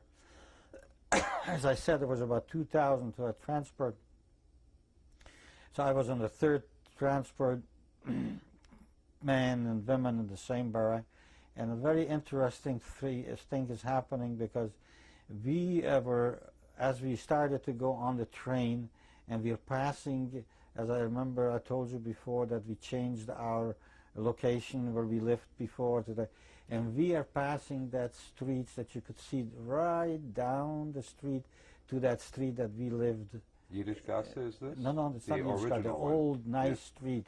And my father will show him, says, can children take a good look at that street? Who knows if you ever see it again? And I'm just mentioning it because it happened to the train passed by there.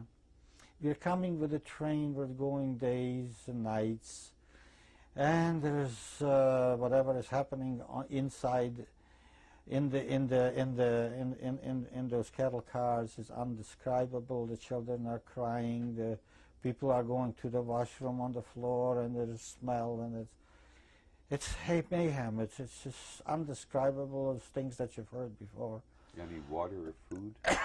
Water is just what we had gotten on some of the stations that we stopped at night, and we got some pails of water. It wasn't a big problem for me as a 14-year-old.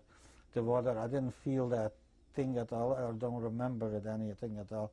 I just remember the screaming and the noises and the arguments, the people, you do it on the train, you do it here, you do it on me, you do it. Yeah, imagine 300 or 400 people in one of those cattle cars. We passed Košice, as I said, is one of the big cities that is like a border city between Slovakia and Poland and Hungary, and that's on the tracks. There is 3 ways you can go. You go to Poland, either you can go to Czechoslovakia, or you can go to Hungary. And one of the Spitz man, he was a traveler in his days, and he says, look, I can tell you as soon as we start moving which way we are going. And in the meantime, we are standing on the railroad tracks, and it's a street, and people are waving to us, and we are yelling out, tell us where we are going. And the people are just going, they're pulling their hands across their necks like, you know, you're going to slaughter. They're telling you where they're going, but imagine people in the cattle cars, a bunch of anti-Semites. A bunch of anti-Semites out there. A bunch of anti-Semites. Because they couldn't understand that they were getting a They're telling message. you actually where you're going. You're asking where they're telling you where you're going. And they didn't, it was the farthest from their mind. The farthest thing from their mind. We pass by Krakow. We see Krakow. So we know we're in Poland already. But as far as all these camps are concerned, Auschwitz, Majdanek, Birkenau, and all these other things that you heard, and it wasn't known to us. It wasn't something that, you know, if you go Krakow, you'll be close to Auschwitz. It wasn't known. So as a matter of fact, we saw Krakow on the station. We passed by, and we saw somebody with a yellow star on the station. Somebody yelled out, "There is some Jews in Krakow. I saw a yellow star."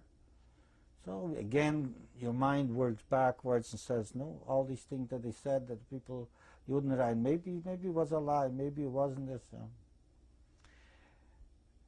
For a split second, everybody thinks whatever they think, and the train started moving again. The next thing we know, the doors swing open and we are in Birkenau. And while the doors swing open, Jewish boys in the age, I'd say between 19 and 25, 30, jump on with sticks. And we see SS with dogs just in front of the station, in front of the train. And they start screaming in Yiddish, "Get out, get out, get out." And they grab children from mother's hands and they stick it into their grandmother's hand. And the people are starting to yelling at them. "What are you doing?" He says, "Give it to the mother or you'll burn in that chimney. You see that chimney? You see that chimney down there? You'll be burning there. Give it to the child." And you know, they couldn't say it loud because, but they were screaming in their breath. And I remember I heard it and I saw it, and I couldn't, and I kind of thought, this is those young guys are terrible bastards, you know, and this is what, you know, what they're doing to their own people, you know. So they tried to save so the children. Actually what they were trying to do is save the mothers from the children, because they were babies in arms. They were 2-3 months old. They knew the mother would die with a child. As a matter of fact, one of my sisters, the child was torn out of her hands and handed to my mother.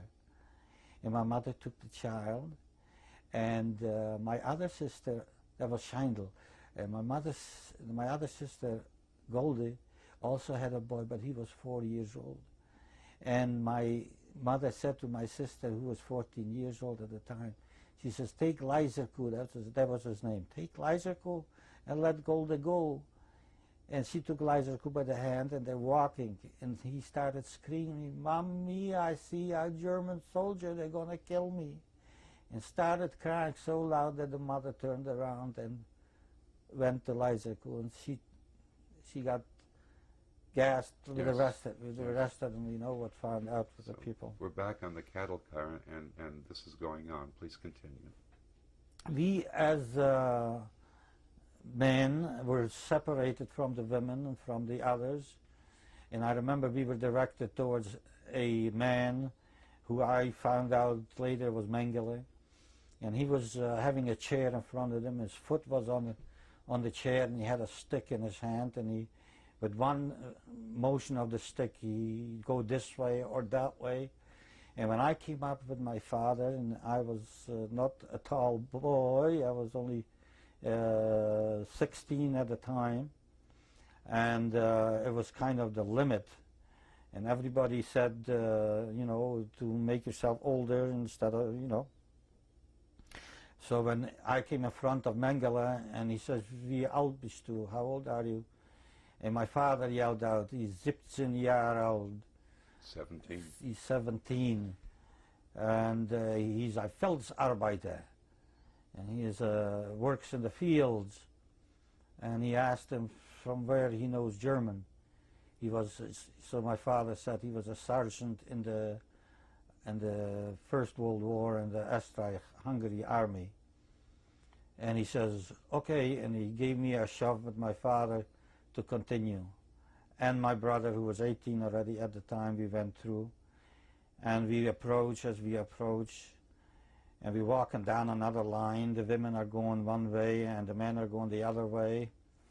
And we enter a big hall, In that hall, you see a bunch of clothes on one side and a bunch of shoes on the other side.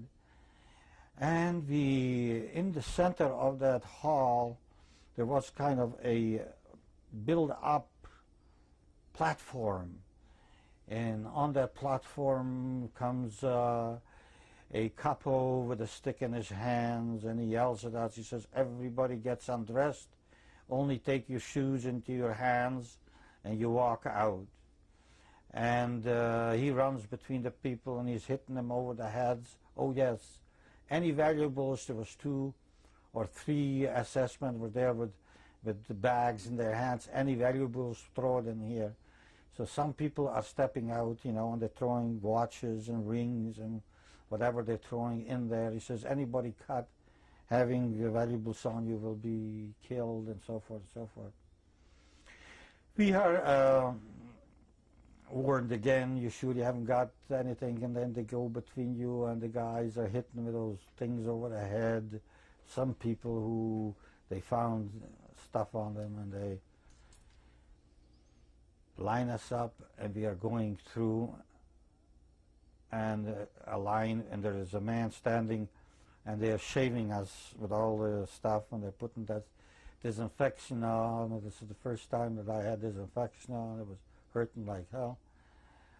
And we go through, and we come to the end. They give us a piece of soap, and we come into a bathing area, which I'd say about 1,000 or 1,500 people can go in, and the shower heads on top. And later on, we heard about this being the same place where they were gassing or they were whatever. Anyways, the shower came, and we had a shower, and we were soaped off, and this is May, still in May, the 2nd of May. I believe it was the 2nd of May, and we come out, it was pretty chilly, and I don't even remember that we got towels or we didn't get towels, and we're standing in the outside, and we are actually standing close to each other, my father and my brother and myself, to keep warm each other. And then they started throwing clothes, you know, everybody throwing clothes. So we grabbed, they handed out clothes to everybody, and a cap, one of those striped clothes caps. So we all lined up 5 abreast, and then there's another order. Anyone who is a carpenter goes over here. Anybody who is a plumber goes to there. Auto mechanics are going this way, and out there. They found a way how to split up families. They did everything, and this is all a plan. This is all a plan. There's nothing to do with plumbing or trades whatsoever, just to split up families. That's how my brother Barry got separated for us that time. And we say goodbye to him, and he goes to the auto mechanics. He goes to the auto mechanics.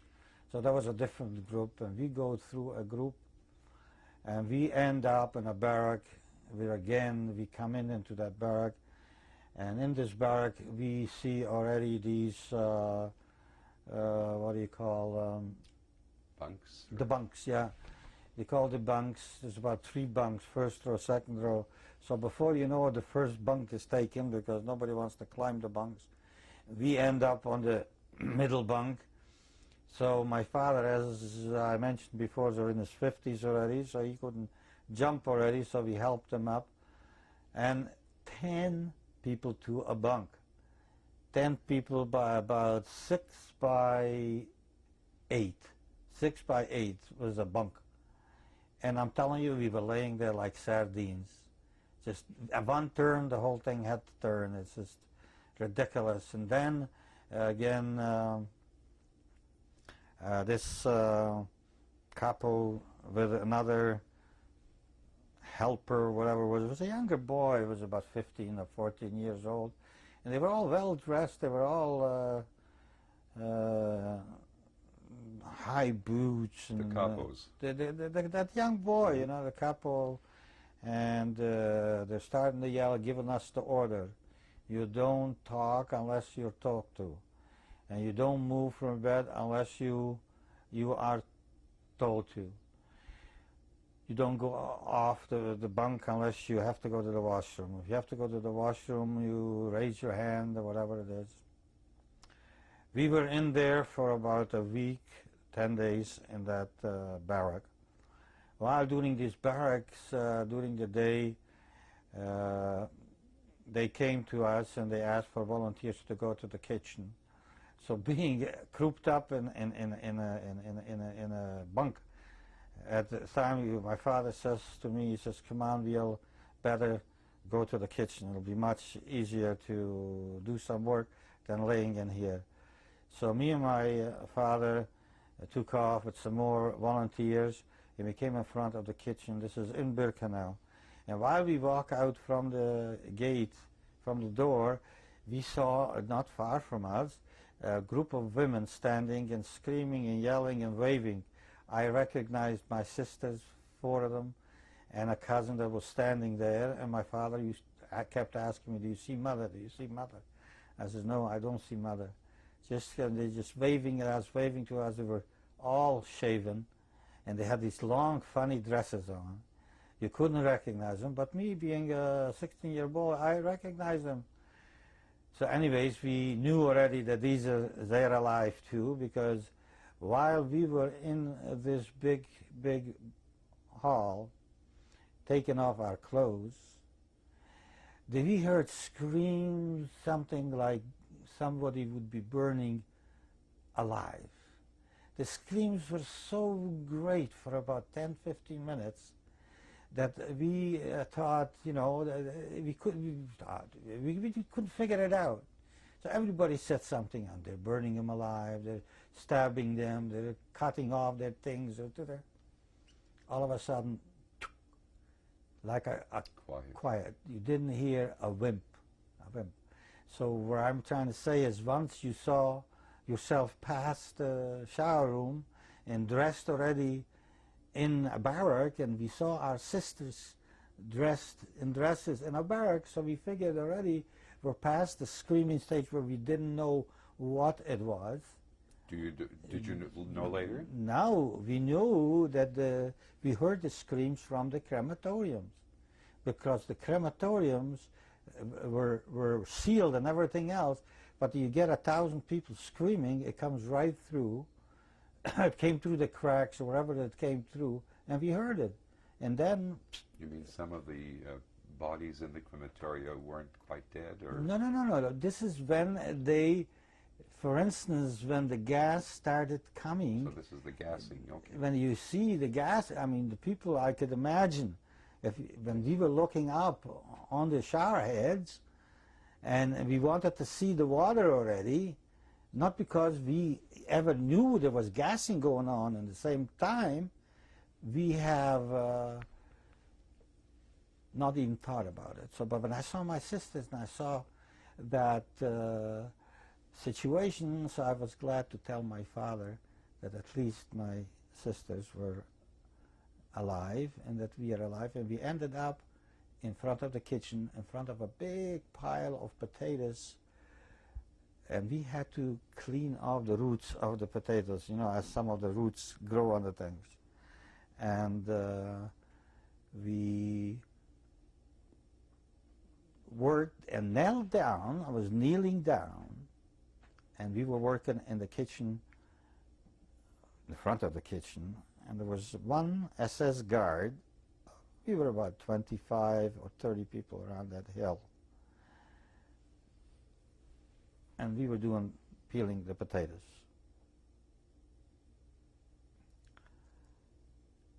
Let me just stop you right there, and we'll come back to that in a moment. Okay, I knew because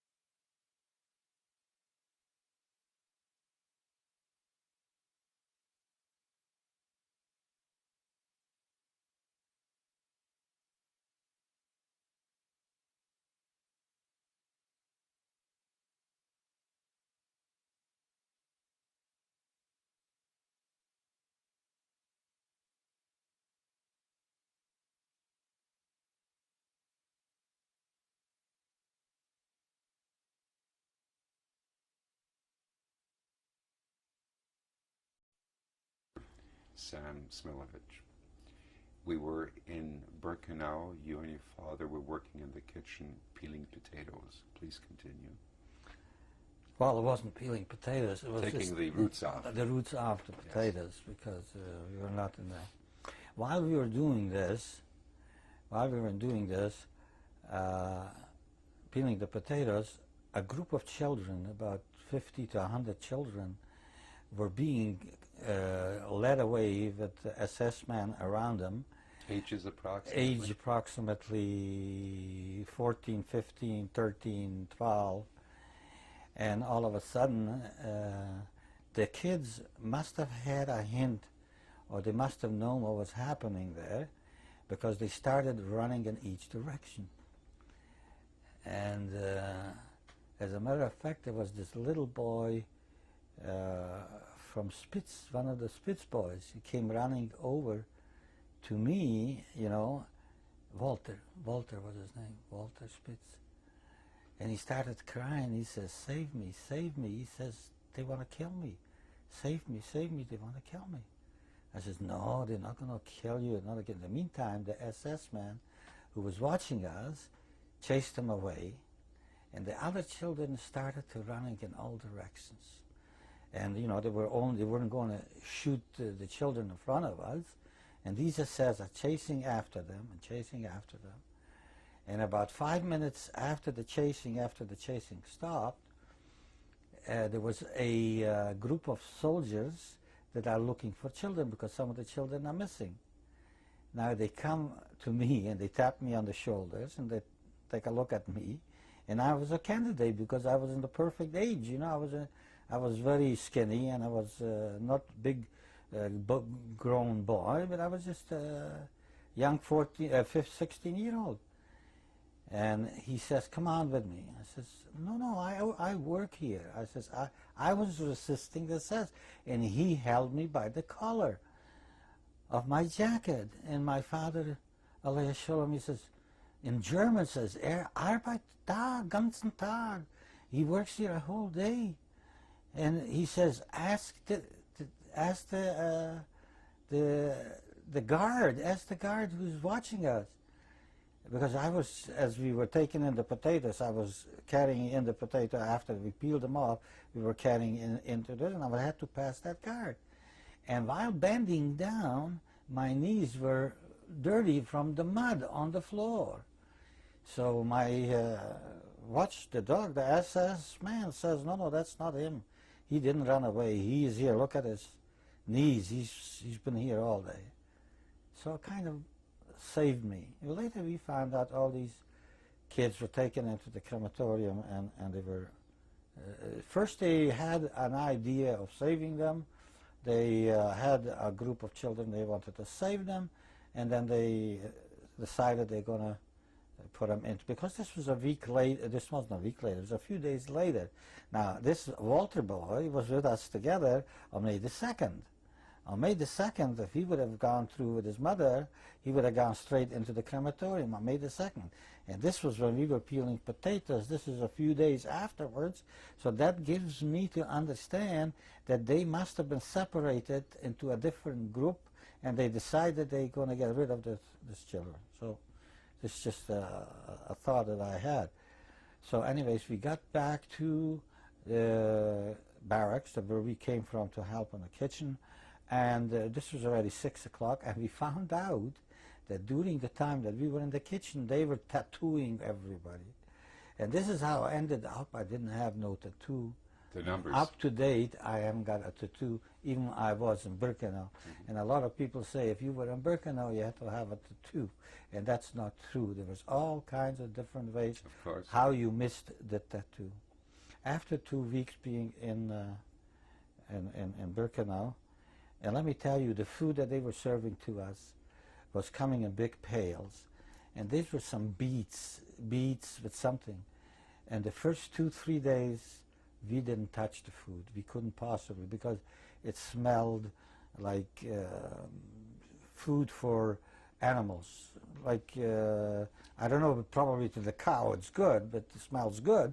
But to human beings, that smells, it's got that strong smell or vegetation of some sort. You know, you couldn't take it in your mouth. But after the third day, the fourth day, we tried to taste it because we got hungry. After the fifth, sixth day, we were already waiting for the food.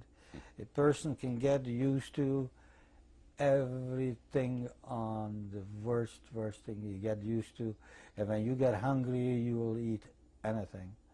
So after 2 weeks being in that camp, oh, by the way, I want to tell an interesting story which must be heard, that during the time that we were in the barracks resting, we from Hungary, or we from Munkacs that came, still had our shoes. As I remember, I told you that they undressed us. All the clothes we had to throw away, only the shoes we kept. That's right. And some people kept their own shoes, and some people had good, very good shoes. So one person had these high leather boots that were kind of with laces, and it was a lace tie. It was a very expensive boot. And this young guy, he must have been not more than 14 or 15-year-old, came with this couple looking for boots, and he noticed this boot, and this guy told this young fella, he says, "You listen to me, you are not older than my son, and how dare you telling me giving you my boots?" And he, this little guy, had a stick in his hand, and with his stang, he hit him in the face, and blood came out streaming, and he hit him a few times. The guy fell down, and he took the boots off from his feet. And I'm not making this up. I saw this with my eyes. Did you ever learn his and name? This was a Yiddish little boy that was talking in Yiddish to him to get him the boots. Did you ever Now, I know wish his he's name? still alive, because he was younger than me, and he still remembers that somebody remembers what he did to that man, because I was right there. So whoever you are, God will repay you for what you did that day. There's no question about it. I thought it was worthwhile mentioning what was Yes. happening, what people, human beings can turn to. It's just unbelievable. This was a Jewish boy. Yes. After 2 weeks, they lined us up, and they gave us a piece of bread, and they took us to the train station. And after traveling a few nights, me and my father, Similar cattle cars. similar cattle cars, we traveled one overnight, I believe, a day and a night, and we ended up in a little town. It's called Gleina, Gleina, which is near a town, Zeitz, Zeitz. Are we still in Poland? This is already in Germany. This is in Germany. This is not far from Weimar. Weimar, if you remember the Yes. Weimar game. Yes. And we get out of these cattle cars, and we're in a different environment altogether. It's not a camp. It's a nice, this is already May, at the end of May. When you say we get out of My the cattle father car, and how I, many people There approximately? was 1,000 people. Mhm. There was 1,000 people. And we get out from these cars, and we find ourselves in a different environment altogether. We see normal streets, we see flowers, we see trees, we see people with carriages and babies, and we're walking through a paved street, and with the SS around us with dogs. And the people are yelling out, who are these people? Where sind sie? And the SS are answering Kriegsgefangene, that we're prisoners of war. And I can imagine that the people listening and hearing and seeing young kids like me walking a prisoner of war must be pretty bad things going on there. So as I want to introduce you to a new environment. We came out of Auschwitz, from Birkenau, from that madhouse that we saw screams, and we saw that black smoke coming out of the crematoriums, and that stench continuously 24 hours a day. We are coming into a different environment. And we have walked into Gleina, and there was a barn. In the barn, again, there was these stacked beds made out from wood. And we found some Dutch people, Dutch prisoners of war, that they created and they built that barn for us for the 1,000 people. And across the road there is see a big red cross, and everybody says if you're injured or what, you go to that red cross. And we're handled by German people, a couple, and some of the German people from the village. And we are settled in those, and we got nice blankets with pillows, and we just, me as a boy, again, I'm telling you, to my views, thought, oh, that's real good stuff here, you know, this is good stuff. Forgetting of all that I went through in the past few weeks, we're going to be treated well and everything else. In the morning, we used to get up, we used to get nice breakfast. It was white, some sort of macaroni, and it was a well-good breakfast in the morning. And we were given a half a loaf of bread with a piece of margarine. Boy, I thought, this is it. This is the right place to be. And we were put on buses, and we were taken away, again, my father and I, and another 1,000 people. Now, if you can imagine 1,000 people to put on buses, you would need about 15 or 20 buses. Put 50 to 40 people in the buses. So they're taking us out with the bus. The traveling time is about a half an hour. And maybe not quite a half an hour. And we're coming to a big factory. You see big chimneys, a big factory, and smoke is going out of the factory, out of the chimneys. Excuse me.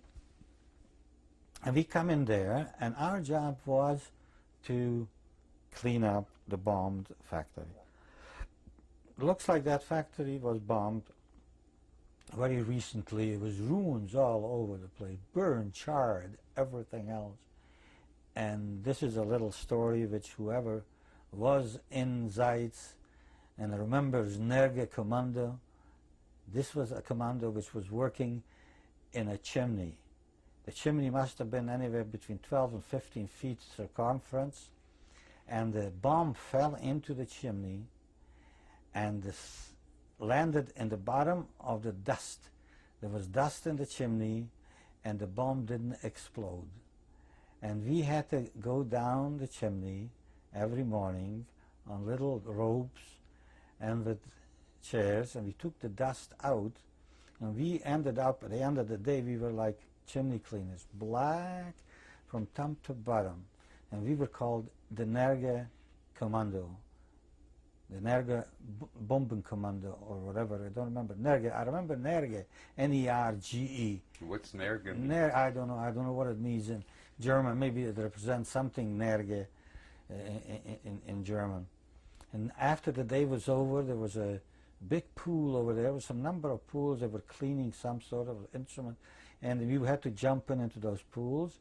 And the dust came off, but we were still walked into the camp. Our clothes was black, not black, you know, under white and blue was black. It was and we were discolored. Our faces were discolored, and the beauty was that we were lined up first for the meals, and we got meals first because we were these group that worked in this dangerous place. Special team. Now, special team. It was about 15 or 20 little boys in that team. And I don't know how we managed to go down, but I remember always when we go down in the pit, we used to have a little portion of bread. We also used to eat up the bread and say, if it blows up, at least it will blow up on a full stomach. You know what I mean? It was a child talk, but that's what we had in mind, and there was a bomb underneath it. So luckily that bomb didn't go off because I'm still here talking to you. And we were a special group, so I just mentioned it for the group that happened to be in Zeitz, that I'm still around from that little piece of commando. And we worked in that factory and cleaning up. My father was already, as I mentioned, 50 some odd years old. And 54, 55. 55 years old. And he couldn't, oops, I dropped some. The buses stopped after a week. After a week, the Germans couldn't afford that big expense, the buses. So we were given the task of walking. We had to walk the distance, which was 20 minutes. So it was an hour's walk in the morning from that village in Gleina to the factory in Zeitz. And we had to walk the roads. And while we walked the roads, I'll never forget, there was some of this Hitlerjugend. And they threw little pebbles, you know. That's the Hitler Youth, yes. They threw pebbles on the stones, and we had a hell of a time walking on there, because, you know, you walk on a pebble and you jump. And some of the people, they were not young people, they were older people, so they couldn't walk. And the SS, there were not too many, but a half a dozen. And they were in the back of us, in the front of us. And anybody who didn't catch up, they were hitting them with the butts of the thing, you know. And if you didn't go, they give you another butt, and then you fell down, and then they hit you. I saw people spit out their stomachs, you know, on the road, walking onto work. I mean, this was not Auschwitz, and this was right in the middle of Germany, right there, middle of Gleina and Zeitz on the highway. It wasn't a highway, it was a road. It was a road between the two little cities. Did other German citizens ever see this happening? We never saw any people. We were going on that road, as I said. It was kind of near a wooded area, and it was a road. It was paved, but there was an odd house. Till we got into Zeitz, where the factory was. Then you saw the workers' rooms, like they had housing for the workers. What kind of a factory was it? They were making butter out of coal. They were making butter out of coal in Zeitz. It used to be a Kugel, you know, they made the bearings. Yes. There's a bearing factory. Yes. But after a little while, they couldn't make bearings, so they turned to making butter out of coal. They were taking the fat out of the coal and making some sort of a fat margarine or whatever it was. For what they used it, I haven't got a clue. But the factory wasn't in working condition when we got there, because it was bombed out. So after a week, as I said, the buses stopped and we had to walk, and my father was already in his 50s, and he couldn't walk, and he told me, he says, "Sonny," he says, "I don't care if they shoot me or kill me," he says, "I cannot walk anymore." And he went over again at night to the Hauptführer, you know, there was a German SS man. At night they were counting people daily, in the morning and at night. It had to be, the count had to be on. If it wasn't on, they were counting 100 times. And he went over, and in German he said to him, "I can't walk." He says, "You can shoot me right here," he says, "and you can do whatever you want with me." So he told him, he says, "Don't worry," he says, "we'll send you back to Buchenwald." So in another few days, he didn't go to work anymore. He stayed home, and about a truckload went back to Buchenwald. That was in the middle of June. So I knew that he went back to Buchenwald. So I'm working in Gleina, in that little, I mean, we sleep in Gleina, we eat in Gleina, and we work in Zeitz, which was an hour walk away. To me, the walking didn't make a big deal. Up to date, my bottoms are like leather, you know, from a few months walking on barefoot. So it's very, very hard, and it bothers me a lot of times. But in general, I didn't feel it. The only people that were older, they had suffered, and there was a lot of people, not a lot, some people were killed. They spit out their inside guts right on the road over there. And funny was that while we were walking, we passed by an American prisoner of camp. There was American or English or whatever. It was a prisoner of camp or military prisoner of camp. Around Zeitz. Around Zeitz, yeah. So they were showing us, you know, like with their finger on top, you know, today there will be bombing, or today we're, you know, bombing someplace else. They must have had something that they knew. And after this, this is middle of August already, so we're a month and a half, 2 months there.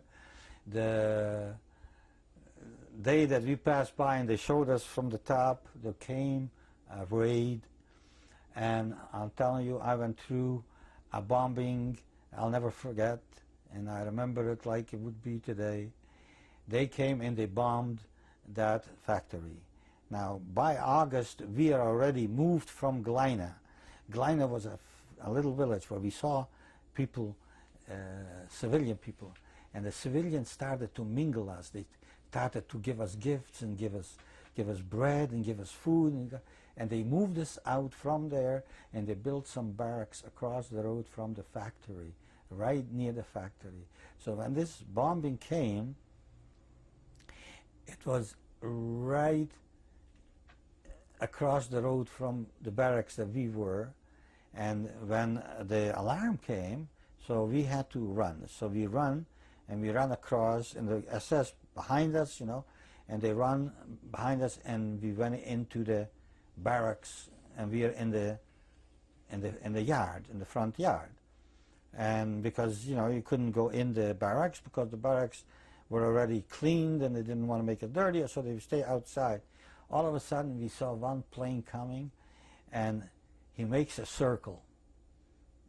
And we're looking up, and somebody says, "Watch that circle." Somebody, you know, about 2-3 minutes later, hundreds of bombers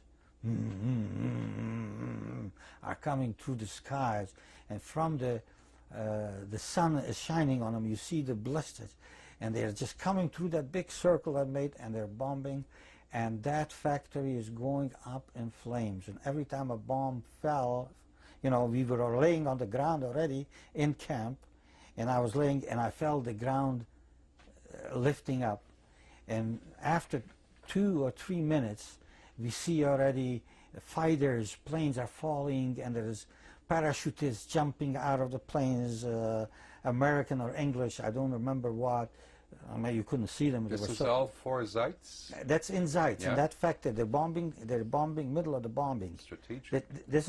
They made that circle, and they're strategic. And not one bomb fell in our camp, which was just a roadway away from there, and maybe 100 yards from us. It was destroyed to smithereens.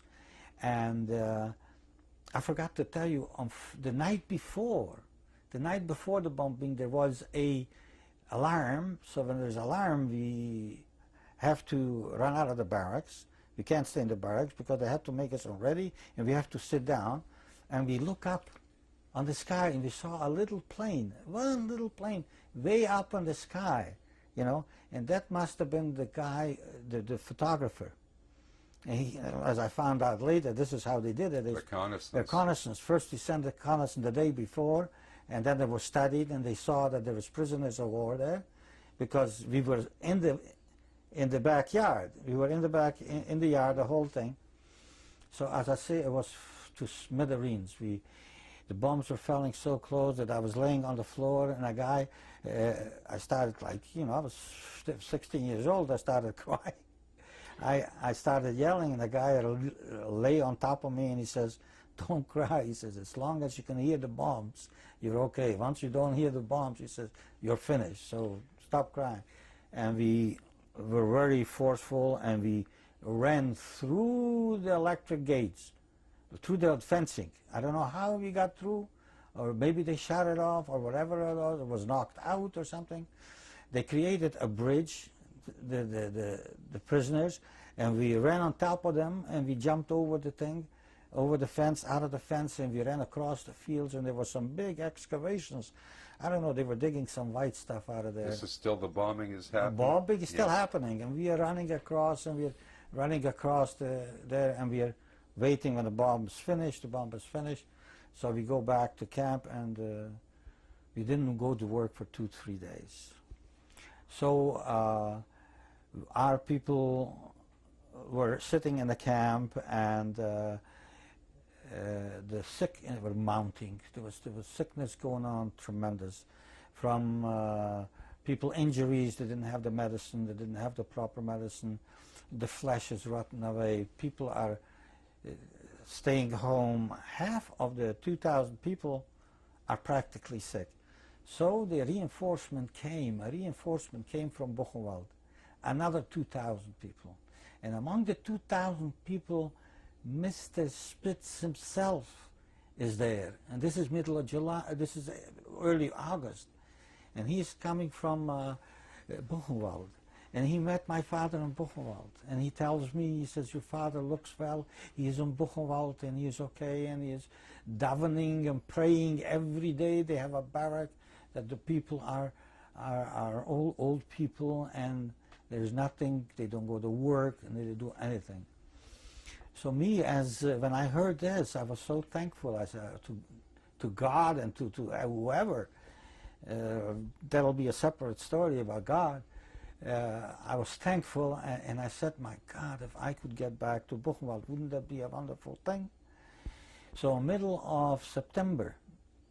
When you say back to Buchenwald, you had not been to Buchenwald before, had you? Yeah, we went from Auschwitz, as I said, to Buchenwald. Okay. Did I leave that out? Well, I'm not sure. Yeah, I think you'll find this in the book too. I mixed up the story. So from when we left Auschwitz, we went to Buchenwald. We landed in Buchenwald, and over there, they gave me the number 56,466. And you had to know it in 3 languages. In Russian, 56,466, and in French, 56,466. Still remember yes, in French. That's amazing. So I got to Buchenwald, and we were in Buchenwald for about 2 weeks.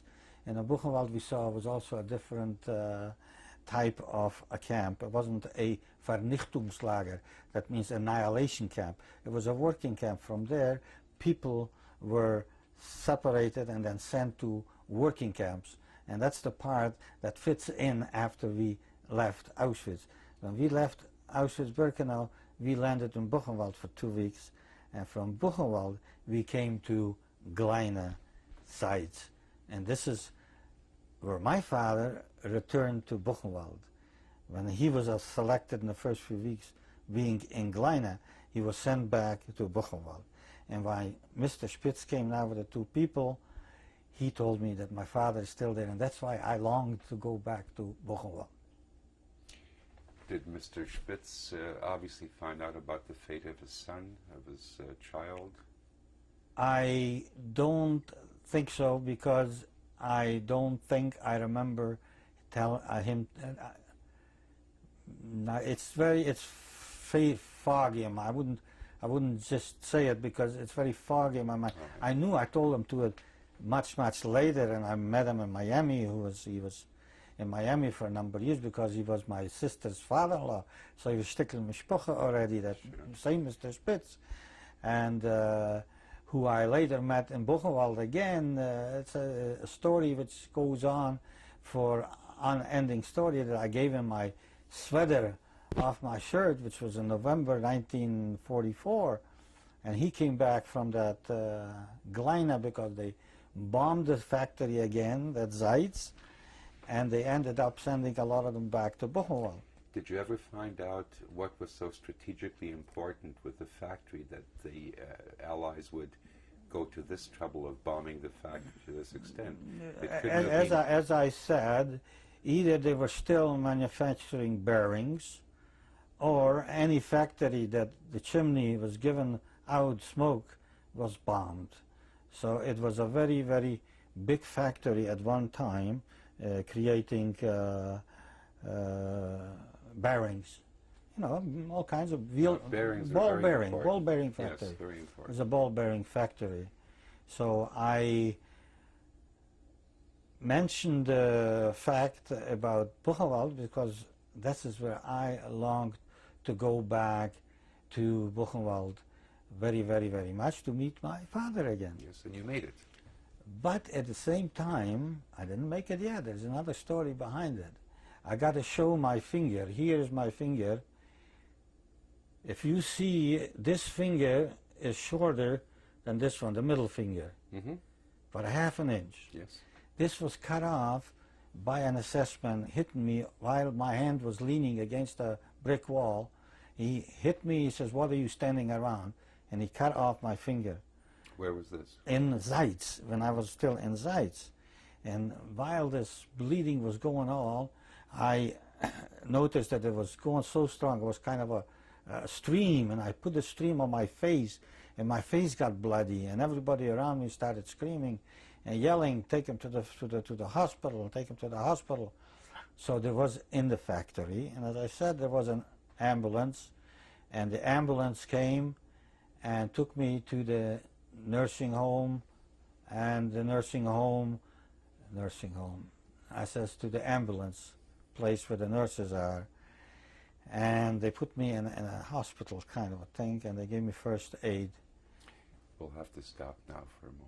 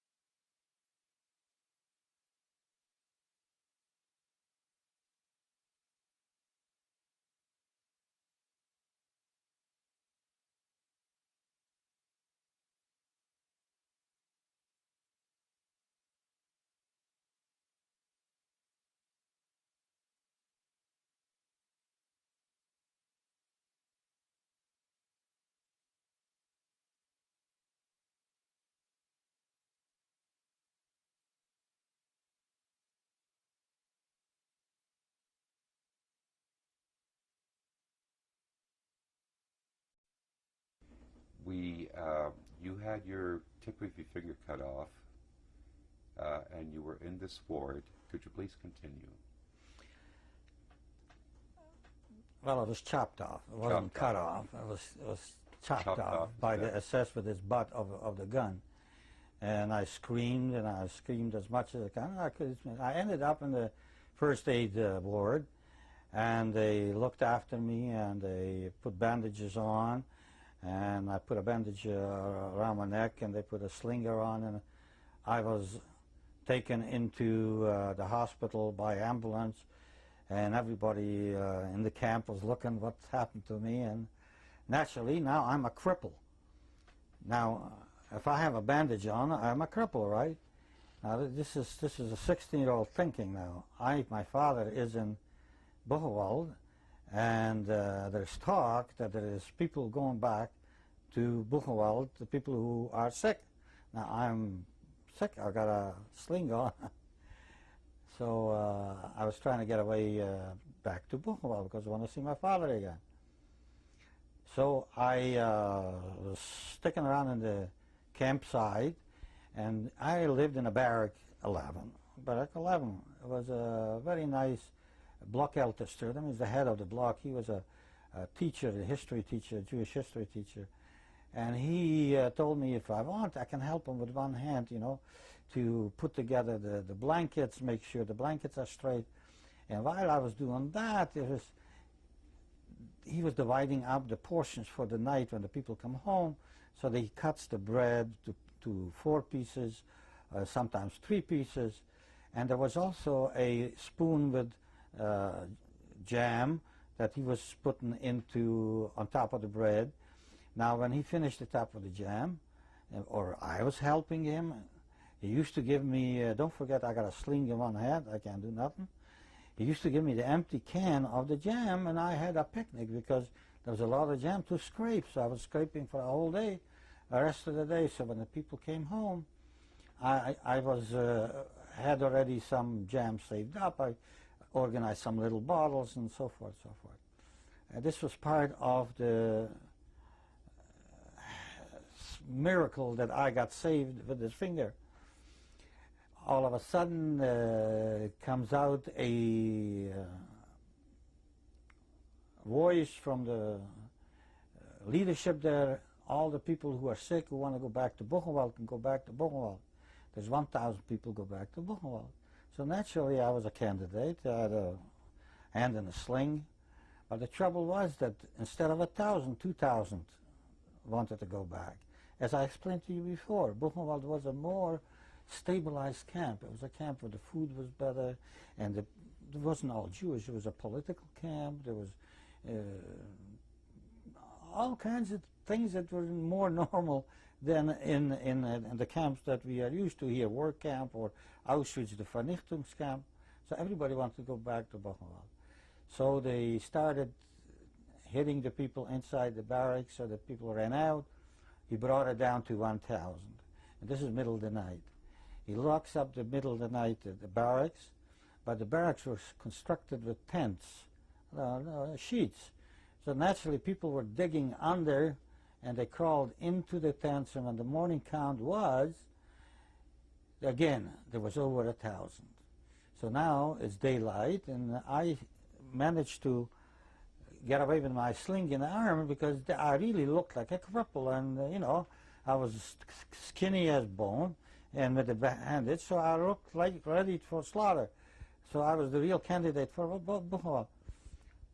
So naturally, we had to go single file towards the SS man to look if I'm a candidate or not. So naturally, who wasn't a candidate, he had a stick in his hand and he was hitting him over the head. So naturally, a lot of people ran out from that line before. And I says, I'm not going out of line, I got to go through the buffalo. So I came there, and he touched me, and he ripped off my bandage, and he looked at it, and he says, nothing wrong with you. Hit me over the head, and you got to go back. Anyway, I managed to sneak around till they lined up all the people who were going out to the station, and they were marking down their numbers. I sneaked in because there was a lot of sick people there, and I laid in front of a sick person, and they marked down my number. Once my number was on the paper, I was on my way. And while I was walking out of the gates, at the gate it was single file, and the same assessment who was hitting me and ripped off my bandage said to me, he says, "When du so gehen willst, geh mal. If you want to go that badly, go." To say he was going to save me, because that whole group, 1,000, was going to be killed. The whole group of 1,000. They called it Buchenwald, but they were going via Buchenwald. But in Buchenwald, they had a way of killing people too. They found this. I came to Buchenwald, and I am in Buchenwald with 1,000 people, and we arrive. All of a sudden, when we in there, somehow my father found out that I'm coming back with that group. How? Only God knows. I hear a knock on the window in the shower room. There's a big shower room. Listen, 1,000 people going to the shower. It's a big shower room. And I had stuck in, and I recognized it was my father. Although he wears no beard and he gained weight, I still recognized him. He pulled out a loaf of bread from under his jacket, and he threw it towards me. It never got to me before the people jumped on it, and the bread was split into 1,000,000 pieces, and I never got the piece of bread. So when we got out of the shower, we got into a block which was it was called a Zeltlager. There was in Buchenwald, there was the main, there was Bill Barracks, and then there was Wood Barracks, and then there was the Kleine Barrack, and then there was a Zeltlager. It was made out of just, you know, like if you go on a picnic, you make yourself a shed. You know, it was made out of that. Tents. It was called the tents. Yeah, it was a tent lager. So I walked into the tent lager, and I wait, and finally my father arrives. He found out where I was, and he came, and we kissed, and we hugged, and he cried, and I cried, and we were very happy. So every day he used to come to me, this was going on for a few days. I very much wanted to talk to him of the past, and he told me a lot of things about the past, and he said to me, he says, "Sam, Shiku," he says, "you've got to get out from that transport." He heard that this transport is going to Auschwitz. They'll be killed. Get out from the Auschwitz. I said, "How do I get out?" Get out. So I thought to myself, if I won't sleep there at night, I will get out. So I walked over to the next tent, and I take a look at the tent, and I recognize a fellow from Munkac. "Ashkenazi." I says, "Ashkenazi, what are you doing here?" He says, "I was in Romania, and they cut me on the boat. We were going on the Bricha, and the Germans cut me, and they put me into Buchenwald." And he was already studying as a doctor, and they put him in charge of this whole barrack. The barrack was sick people. And he was handing out the people the bread and feeding them and preparing them for bandages and all that stuff. And I said, I'm in the next barrack. Why can't I not help you? And I said, fine, I'm going to help you. And I said to the guy, I'm going to help you. So I started helping him. And at night, I didn't go back to my barrack. I went, stayed in there, and I hid there in case they're coming to take you away at night. I'm not there. One morning, I wake and see this doctor comes in, and he's a Czech doctor. And he says to him, he says, how are you doing? When he said to him, how are you doing? And I recognized that T was on his jacket, and T meant you are a Czech. A red T means a political Czech. And I jumped out like God would push me, an angel push me, and I ran over to him and I says, Pane doktorze, this is in Czech, yes. Doctor, please help me, and I'm saying this fluent Czech. And he turned to me, he says, what are you doing here? I says, I was from Mukachevo, I was from Munkac. My father was in the Communist Party, and they arrested the whole family, and they killed everybody. My father and I ended up here in Buchenwald, and I'm here, and I don't know what to do. And I told him about Zeitz and the whole story. And he says to me, he says, Sonny, don't worry, I'll look after you. He grabbed me by my hand, and like an angel would walk me out. From there, he walked me over to a hospital. He put me in the hospital, and he registered me. And my father didn't know what happened to me, because the next day, the 1,000 people were taken away. And he didn't know if I was or not. So I remember from back home, in the hospital, it was a 2-story hospital. So I happened to be on the 2nd floor.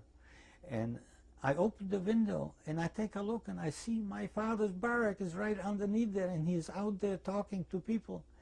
And I remember at home when he said to us children, if you were in danger, he learned us to whistle with his finger.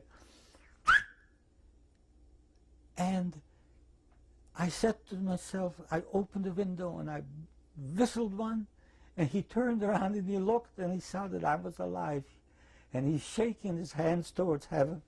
He says, what I thought he said, you know, I'm alive. So a few days passed by, and I see him too. I waved to him from the window. He knew already the time, and I'm waving to the window. And one day, believe it or not, Himmler himself, from the pictures that I saw after the war, I recognized him. This is the guy that was in that barrack, in that hospital. And he came to my bed, and he says, how old are you? I says, I'm 17 years old. He says, what's wrong with you? I says, oh, my stomach is bad. He says, when I eat, I'm bringing up. He gave me a number 3, and the next guy, and the next guy, everybody got a number. All of us. This is Himmler? Himmler himself. There was 4 officers from the army in Buchenwald. And this was not an ordinary hospital where I was in, where he put me in. This was political hospital. I don't know who I was laying next to. There was as I'm explaining to you. Did you have any impression of Himmler? No, of course, you didn't know I who knew it was. I knew it was a big officer. Did you have any impression? I didn't have no knowledge of his name or whatever. Just after the war, I saw his picture. No, I don't mean the name. I mean, did you sense anything about the man without knowing who he was? Without knowing, it was an assessment. That's all I figured. It was a German assessment.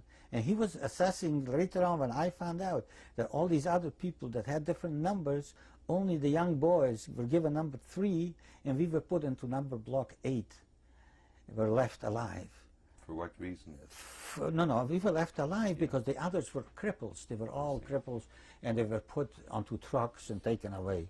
And we, the children, we were put into number 8. Into a children's camp. And that's how this finger saved me to come back to Buchenwald. And I had a miracle happen to me that time. And in that children's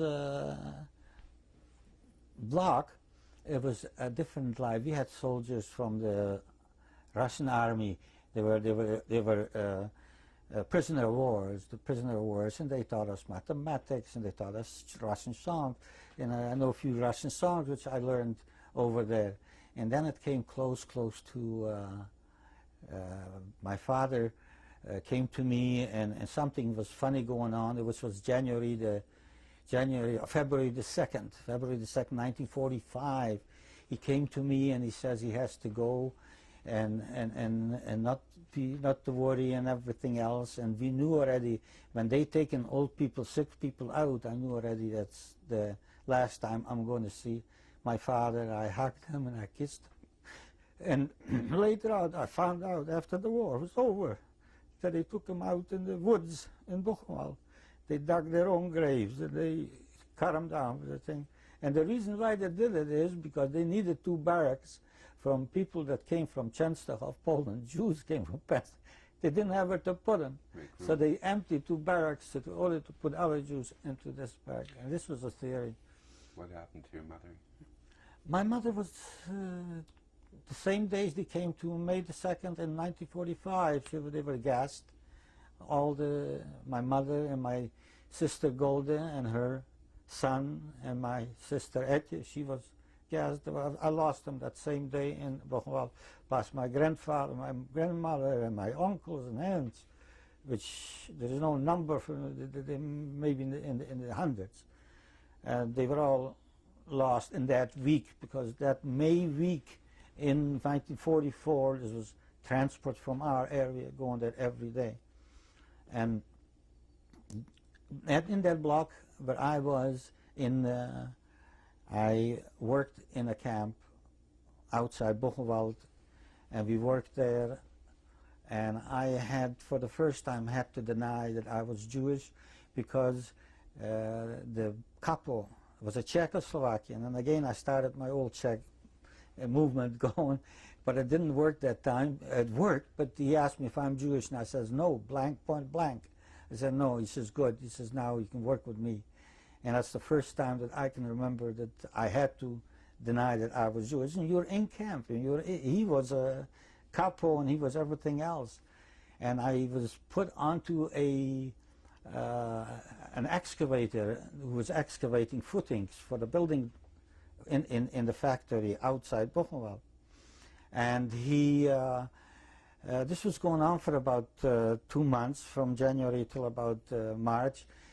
And I was very well liked by this capo, and he gave me soup and stuff at lunchtime, and I felt pretty, as a young boy, I think I had it good towards the other guys that were suffering for their families and everything else, and their minds, because my mind was working different than the older people, that I can realize right now. God forbid if I would be in a position now that I was then, I would be a different thinking altogether.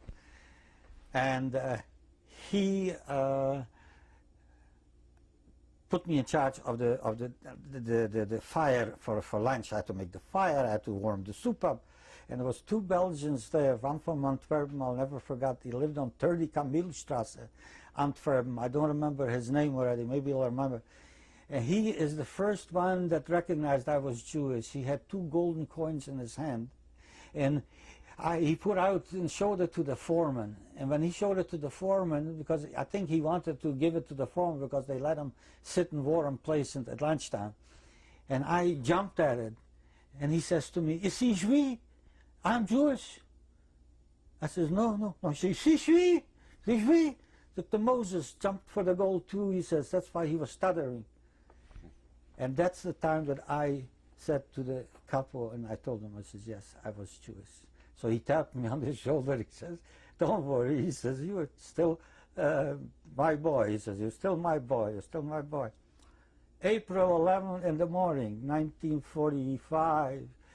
Thundering shots and stuff are happening, and everybody is chased out from our bedrooms where we slept, and our floor is opened up, and prisoner of wars are coming running in, and believe it or not, machine guns and grenades and everything else was put in the basement of that building. And they took it out, and it was about 50 or 60, and we had to lay on the floors. And within 15 minutes, a shooting started, and we started to cry and to scream, because it was just around us. It was a children's barrack, and it was full of children. And this guy was a Czech guy, Franta, and he said, don't worry, boys, this is our boys are shooting. and they killed all the guards around the camp, and they took over the camp. At lunchtime, Weimar calling, and we heard it on the intercom, because in our camp there was the intercom in each barrack. Weimar calling, he says, this is the Hauptführer from Buchenwald, this is his name, and he says, the explosion shall occur right now.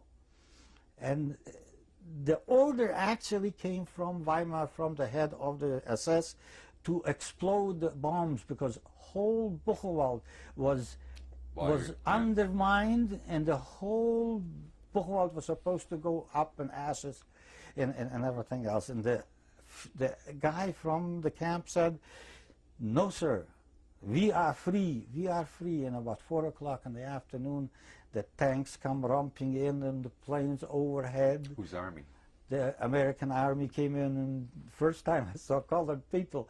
I never saw colored people in my life, and we kissed them, we hugged them.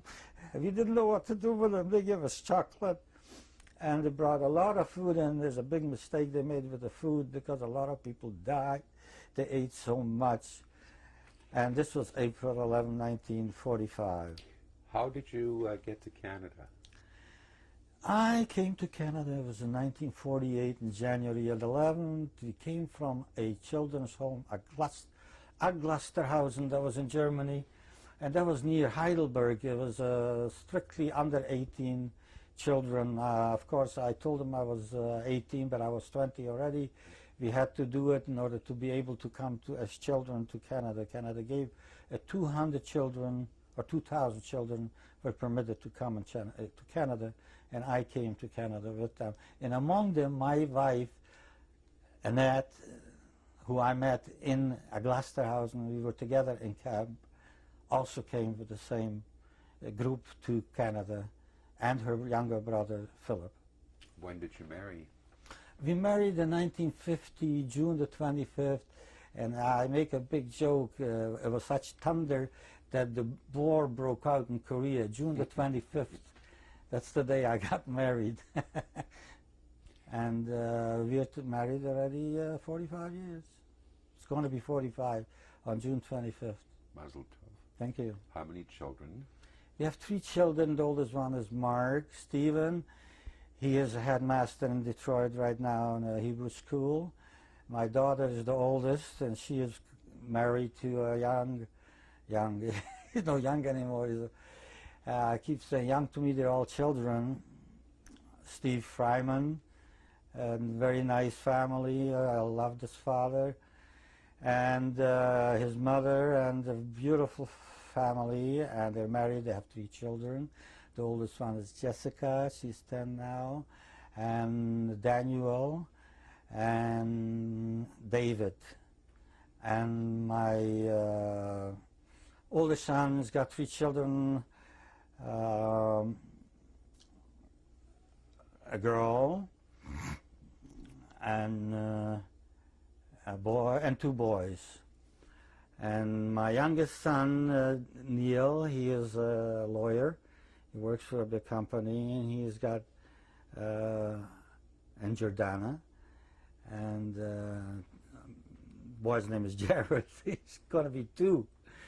Mark is married. He's in Detroit, and his wife's name is Aviva, and the youngest is Benjamin, and then goes Dov and Yaeli. Yaeli is the oldest.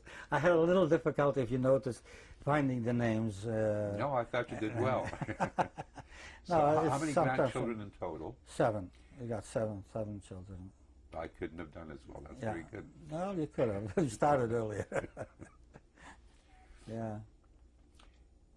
It's. I wanted to ask you about 1941 when you were 13. Did you have a bar mitzvah? Yes, it was a very, as they say, the primitive bar mitzvah. I remember the challah was black because there was no white bread to be gotten. And as I said, I belong to this Orthodox little group, and I had a Dvar Torah upshetel, and they were serving, our mother of a shalom made some fish, gefilte fish, and there was some wine or beer served because No, we didn't have the restaurant already. Some wine beer served, and I had a dwartora. And after the dwartora, a poor guy who was laying on the floor dead when we were moving gave me a chip in the button and in my cheeks, and he said, "You'll be all right in this world." You know, I want to take this moment to sincerely thank you for sharing such an important part of your life with the rest of us, and to wish you, your wife, your sons, your daughter, your grandchildren, the whole Mishpacha, the very best that there possibly can be. And with our appreciation, thanks again. Can't say it was a pleasure, but it was a duty of every one of us to tell their story. Yes, thank you. This picture was taken in 1935 in Munkac, 18 Husova ulica, Husova Street, in front of our veranda. The top left row is Shari. She lives in Tel Aviv. The next one is Oranka, and she was gassed in Auschwitz, May 1944. Next one is Hedy, who's Hedy Spitz now, and she lives in Arizona.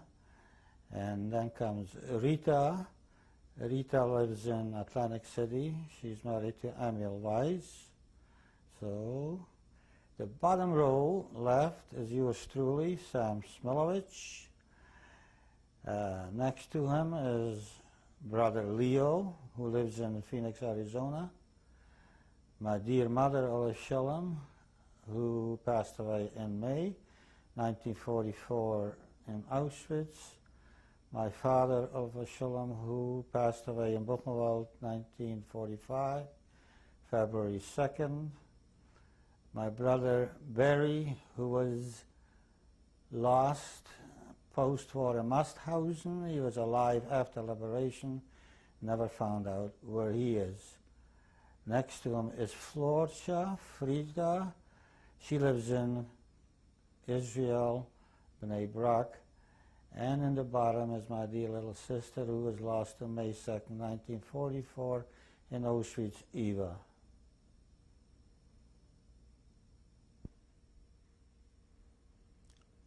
Here you see on the left my father's mother, Miriam. She passed away in 1938. And my sister, Golde, and Lyserku, her son, who were gassed in Auschwitz, May 2nd, 1944. This picture was taken when we landed in Buchenwald in 1945 after the liberation. On the bottom row left is yours truly, Sam Smilowicz. On the bottom row on the right is Jack Reese, who lives in Chicago. He is a big diamond dealer now. And on the top there is two boys that were with us from Ungvar. And in the center, in the bottom row, is a Czechoslovakian gentleman that picked us up on the street because we had these uniformed from Buchenwald, these suits, so he showed us around Prague. This picture was taken in Banska Bystrica in Slovakia after we found Polda, which we were looking for him for weeks. The bottom row on the left is Rivchu, and Polda in the middle, Henyu in the right side, and Sam, that's myself, on the top row.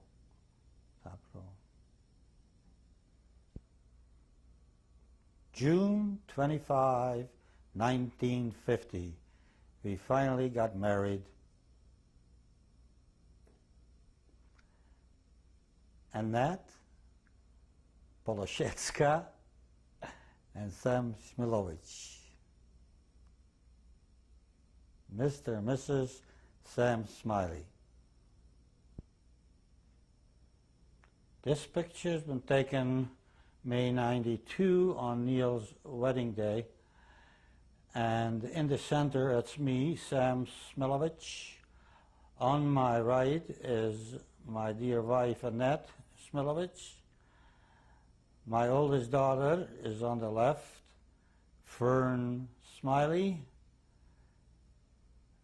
And just below her is Dr. Mark Smiley. And below, on the right-hand side, is Neil Smiley, lawyer.